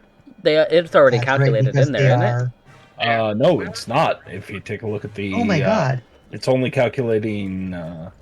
It's in your You can description set the now. quality to excellent. You should be able to set it that way. I did the same thing with my fangs. Okay. Because my fangs are excellent quality, therefore +1. So Yeah. you should be able to do that. Okay. All right. We know. Now we know.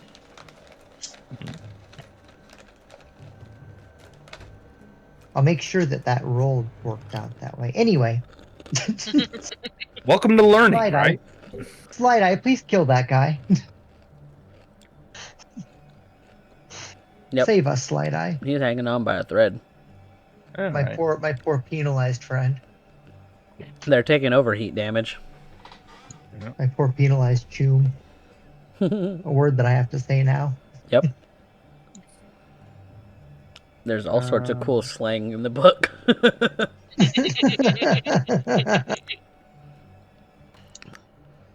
I mean, most of us are familiar with the game, but I think you're the only one who really isn't familiar with the source material. I'm working on it, okay? Cut me some slack. I'm cutting you some slack. No worries. It's y'all's turn. Who's going? Okay. Well, then I will end up going then. Okay. Close and well. So just to be clear, right? One's down. Yep. Brain's blown up. The other one's just got scratched due to hacks. Mm-hmm. And then there's the one I have. The one attached to you, he's barely hanging on. Yeah. I am going to make my attack. Get it, girl. Ooh, that's a crit. Oh. Damn. Yep, that's gonna do him in. And How I do am you wanna do going this? to imagine I kind of have the gut slice in. So I am literally going to end up bringing Blade up, lifting him off of the floor, and slicing up and just over to the side, basically splitting him between shoulder and neck upwards. Ooh.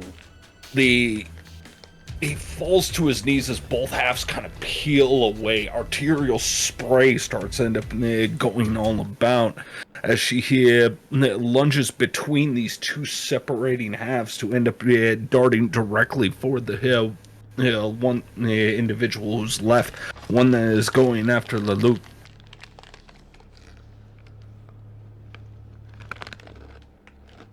They're all. This kind of the shit on the black market BD kind of bullshit. Yep. Exactly.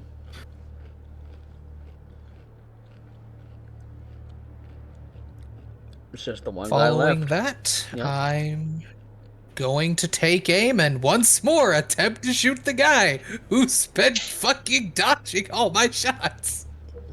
How many rounds do you have left in that clip? I have 25 rounds total. Hell yeah. 4-round burst.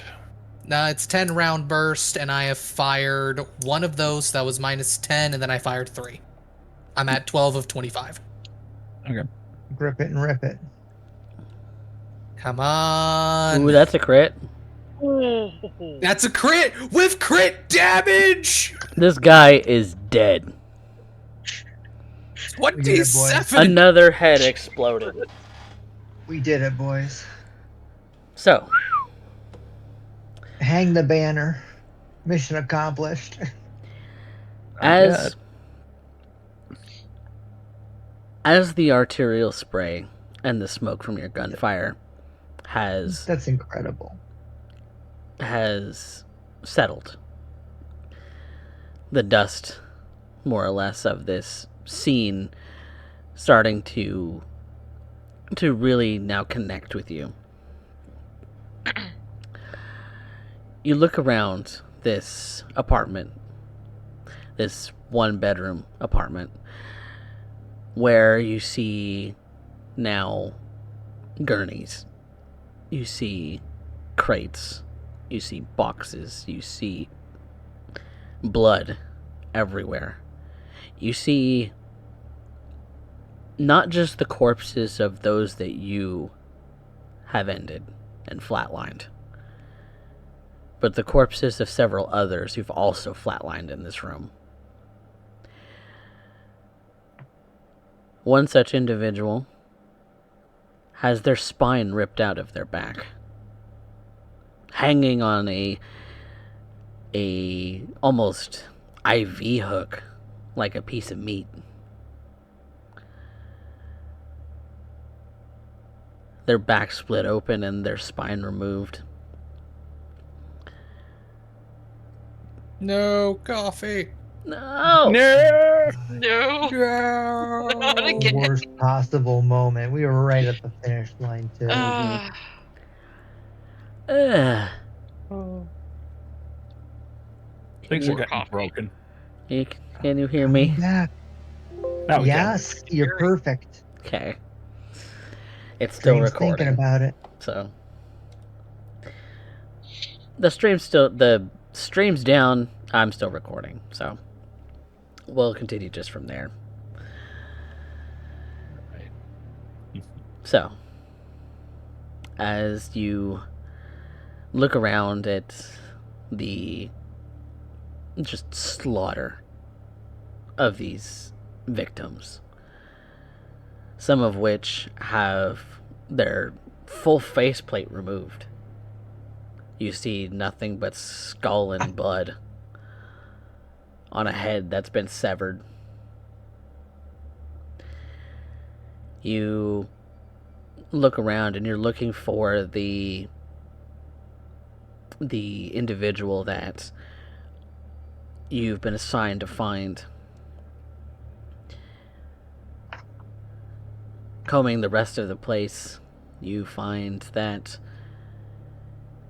in a tub lies a young man. And it looks like his eyes have been scooped out. But he's alive. You would hear Orvan say, "Cover me," as he puts his rifle down, unslings the bag, and this is what he's been trained for. Keeping people alive.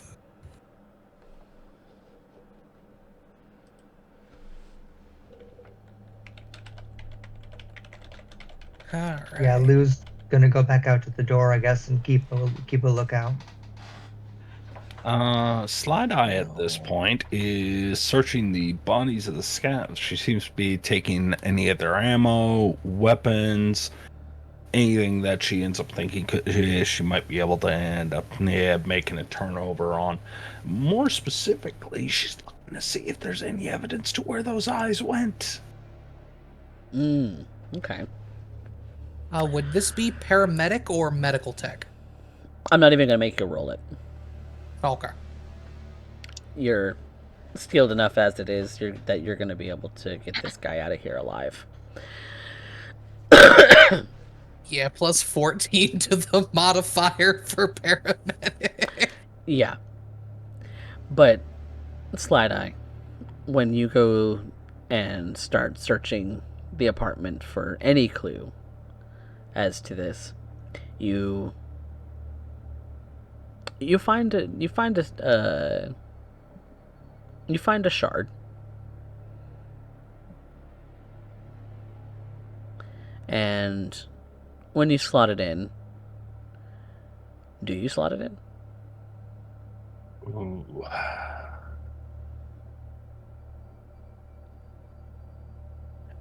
Scavs haven't showcased anything for strong security. Not here anyway. No. So I'm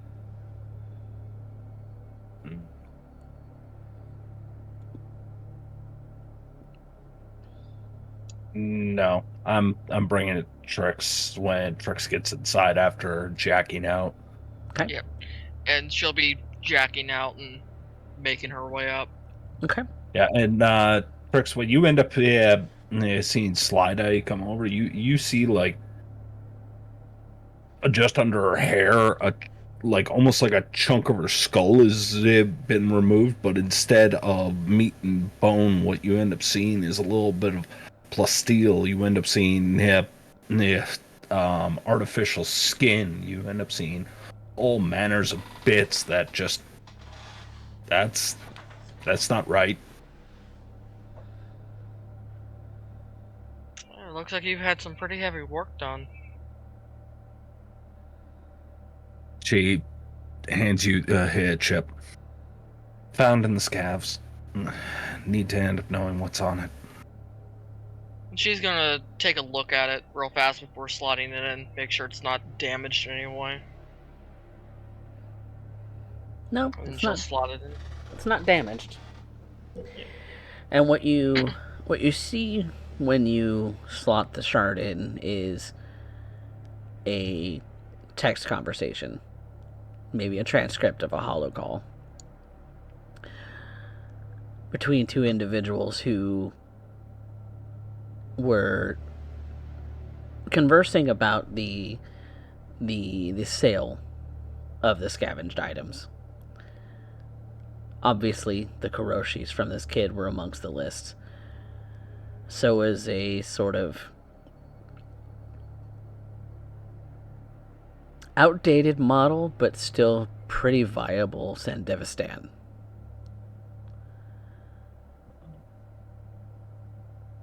And so was a number of limbs, a number of plates, a number of a variety of things. All of which maybe not necessarily here, but on the list of things to collect. And she'll have summarized the conversation before listing off everything on that list. Any idea on who the buyers were?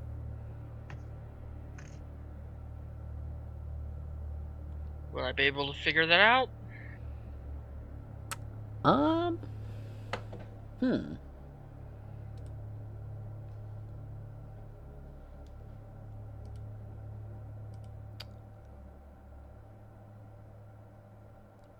It's no one that you know offhand, at least not by the call signs that they're going by. Okay. But maybe Maelstrom, maybe other gangers, maybe other scavs. Definitely making note of the call signs. But even an outdated Militech Devastator goes for a lot of eddies on the black market. And Oh yeah. that's, according to this text conversation, been lifted already from the person who owned it and sold. Most of the items on this list have been sold. Okay. Damn, they were really making it here. If you call this making it. Sandy's hard to get a hold of. Yep. And one of that caliber? Hate to know what they had to do to take that guy out. Probably an inexperienced operator. They don't exactly look like the type that would have ended up raiding a Militech facility, especially with these. She holds up one of the pistols that they were using. I mean, why take the Sandy and not at least score near decent firepower, right? Yeah, got a point. Good work, Trix. You too. She's gonna pull out the shard, pocket it for later. Meh. By all means. She'll hand it over. She starts to walk over as back the outside where Lulu is keeping watch. Lulu, you can end up seeing like clearly this chunk of her head like missing. She doesn't seem particularly perturbed by it, but she just looks you over. You gotta smoke, kid. Do I wanna or do I gotta? Do you got? You know I do. She ends up holding out the shard.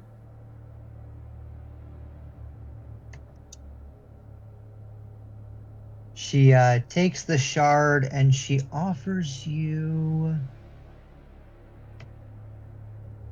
Anyone who wants them can have a pack of smokes. Everyone in Night City smokes. I know. And you have Orvan. He doesn't smoke. Orphan doesn't do a lot. No, he doesn't. He does a lot of things, just not that. He's trying to be an up-and-up citizen. How long will that last? It's Night City, but who knows? Hold on, I'm talking to Lulu. So Lulu, you offer the smoke back, I'm presuming in trade for the shard? Yeah, sure, just a smoke. Okay. She lights it up. Takes a moment. She's kind of waiting. So, how's it feel to be for your first successful op?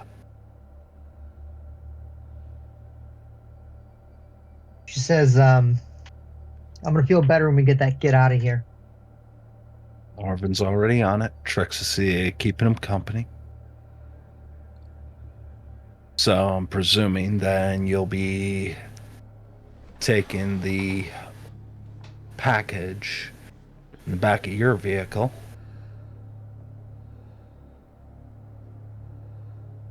Yeah, back to wherever they said we're supposed to take him back to. And he would have had the details that he's meant to go back to.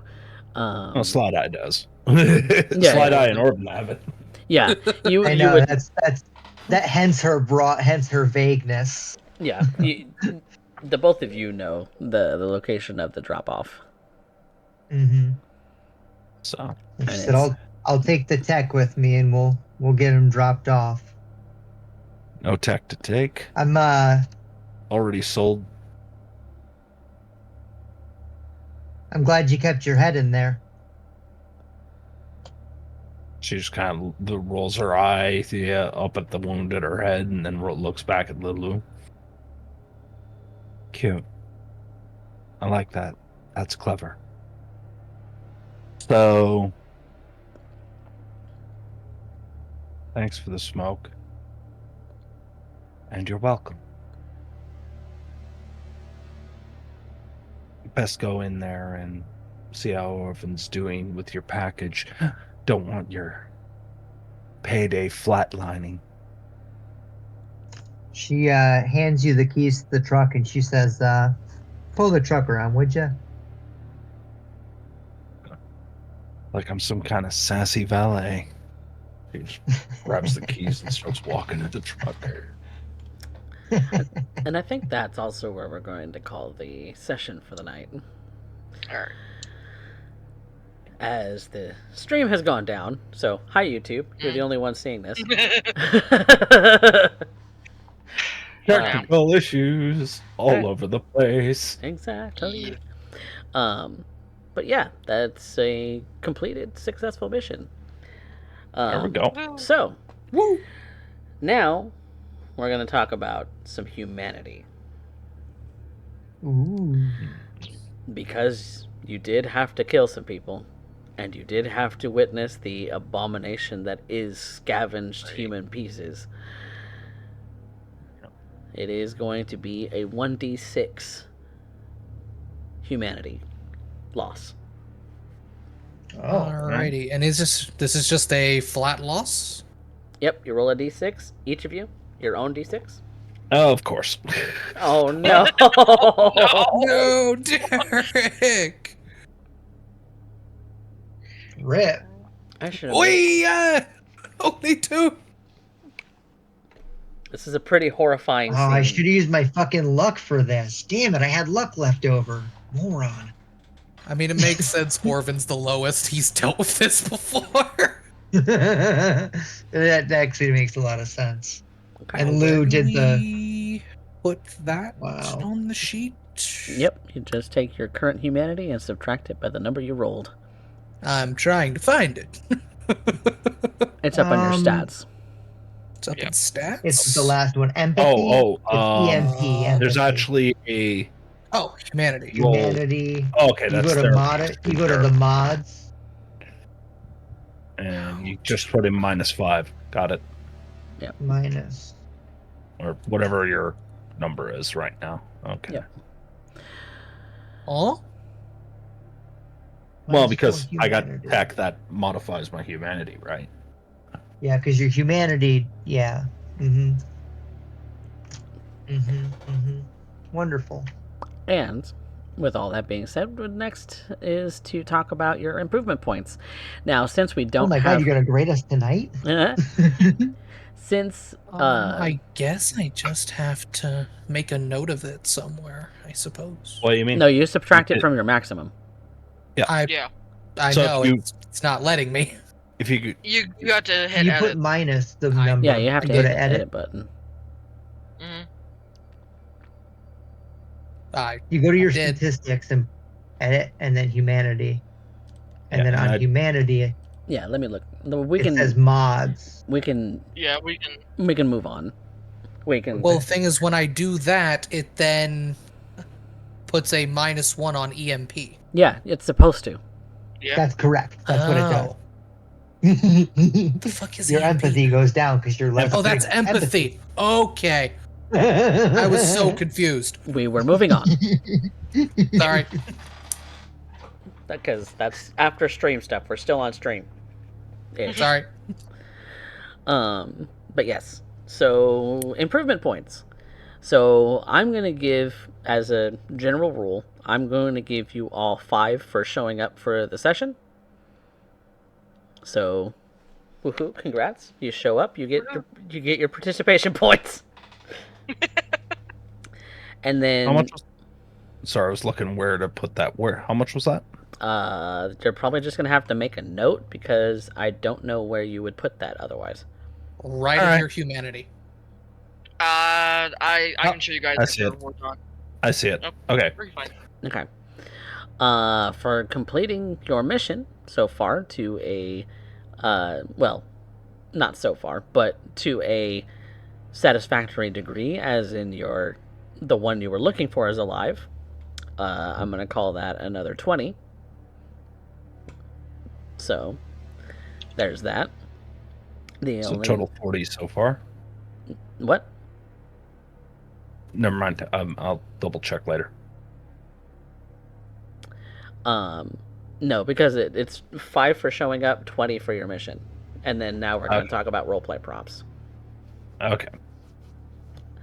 So, much like we do in Vampire, we have the roleplay prompts. So we're going to talk about who moved the plots, who had the best scene, and who had our best line from tonight. So, who moved plot? Out of the 4 of you. I'm going to put my hat in the ring and say Orvan. I'm gonna say Slideye.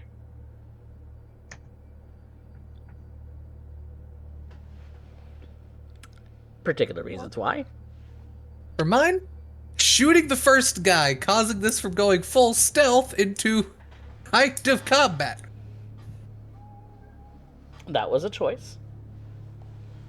Slideye for bringing Loup into the forefront for their Ooh. ops. Mm. Okay. Okay, that one's pretty good too. Derek, what you think? I'm going to end up giving it to the Loup just because they were the head of this op. Got the a chance to be the fixer. Okay. All right, it's all on Amber now. What do you vote for? Split vote, hung jury. Yeah, I'm actually gonna vote with Rain and say that Slideye gets it for that actually wonderful plot turn Mm, that propelled us in that direction. It okay. was very clever. It was inspired, and it really got us thinking in that way. Okay. So, Slideye, you get that, and I'm gonna, since this is a different system, I'm gonna call that 5 points for each of the roleplay prompts. Nice. Okay. Makes Um, sense. Best Okay. scene. I gotta give it to Lalou. Specifically, the ending, making Slideye feel like a sassy valet.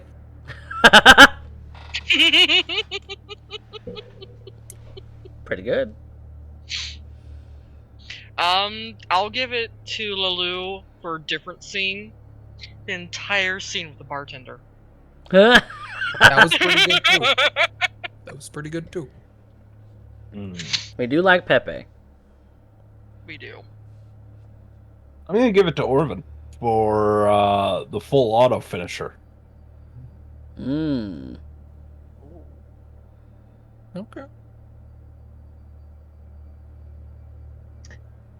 Um, And you can vote yourself. Mm. No, Or I you think I'm can gonna try give. it if you so desire.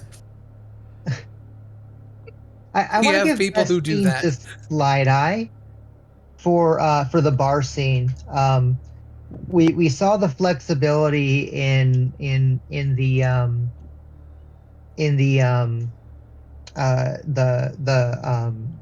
internal monologue Hmm. and what that looks like in a group scene tonight. Okay. So I I'm think. glad you enjoyed it. So I still think we had 2 for Lulu, right? Yep, We That is did. Lalou correct. has to. Okay. Then Lulu gets 5 points. Okay. Best line. That one I'm Um, giving. That one I'm giving to Lalou for one simple reason. Slideye, help me! I'm gonna give it to myself because I saw chat quoting it. Oh shit. I'm gonna vote myself for the. Oh God, I've got to put up with you.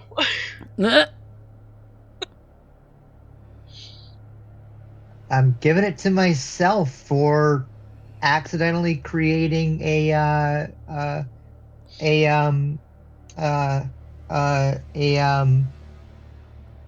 a whatever the word is for the thing that you do when you say a thing multiple times and saying keep the change again. Uh. Oh, Oh, you making it a catchphrase. Help! Linguistical barrier with my mother tongue. Help, help, I don't know how to English. And the hour of the day, please. All right. Well, that's 2 for Lulu again. So, Lulu, you get that other 5 points. Normally, we would have an audience favorite, but the YouTube, you're the only ones saying this right now. So, Twitch chat can go. Well, no, we love Twitch our chat. Twitch. We do love love our Twitch chat. Yeah. We're frustrated at the equipment we use to get on Twitch right now. Exactly, because OBS has ended my stream because it, for some reason, can't think my stream key is valid. But that completes the session 2 of Night City Stargazers. And we will be back next time with, well, payment, as well as whatever may be coming up after that. So, say goodnight, everybody. Night. Good night, Night. everybody.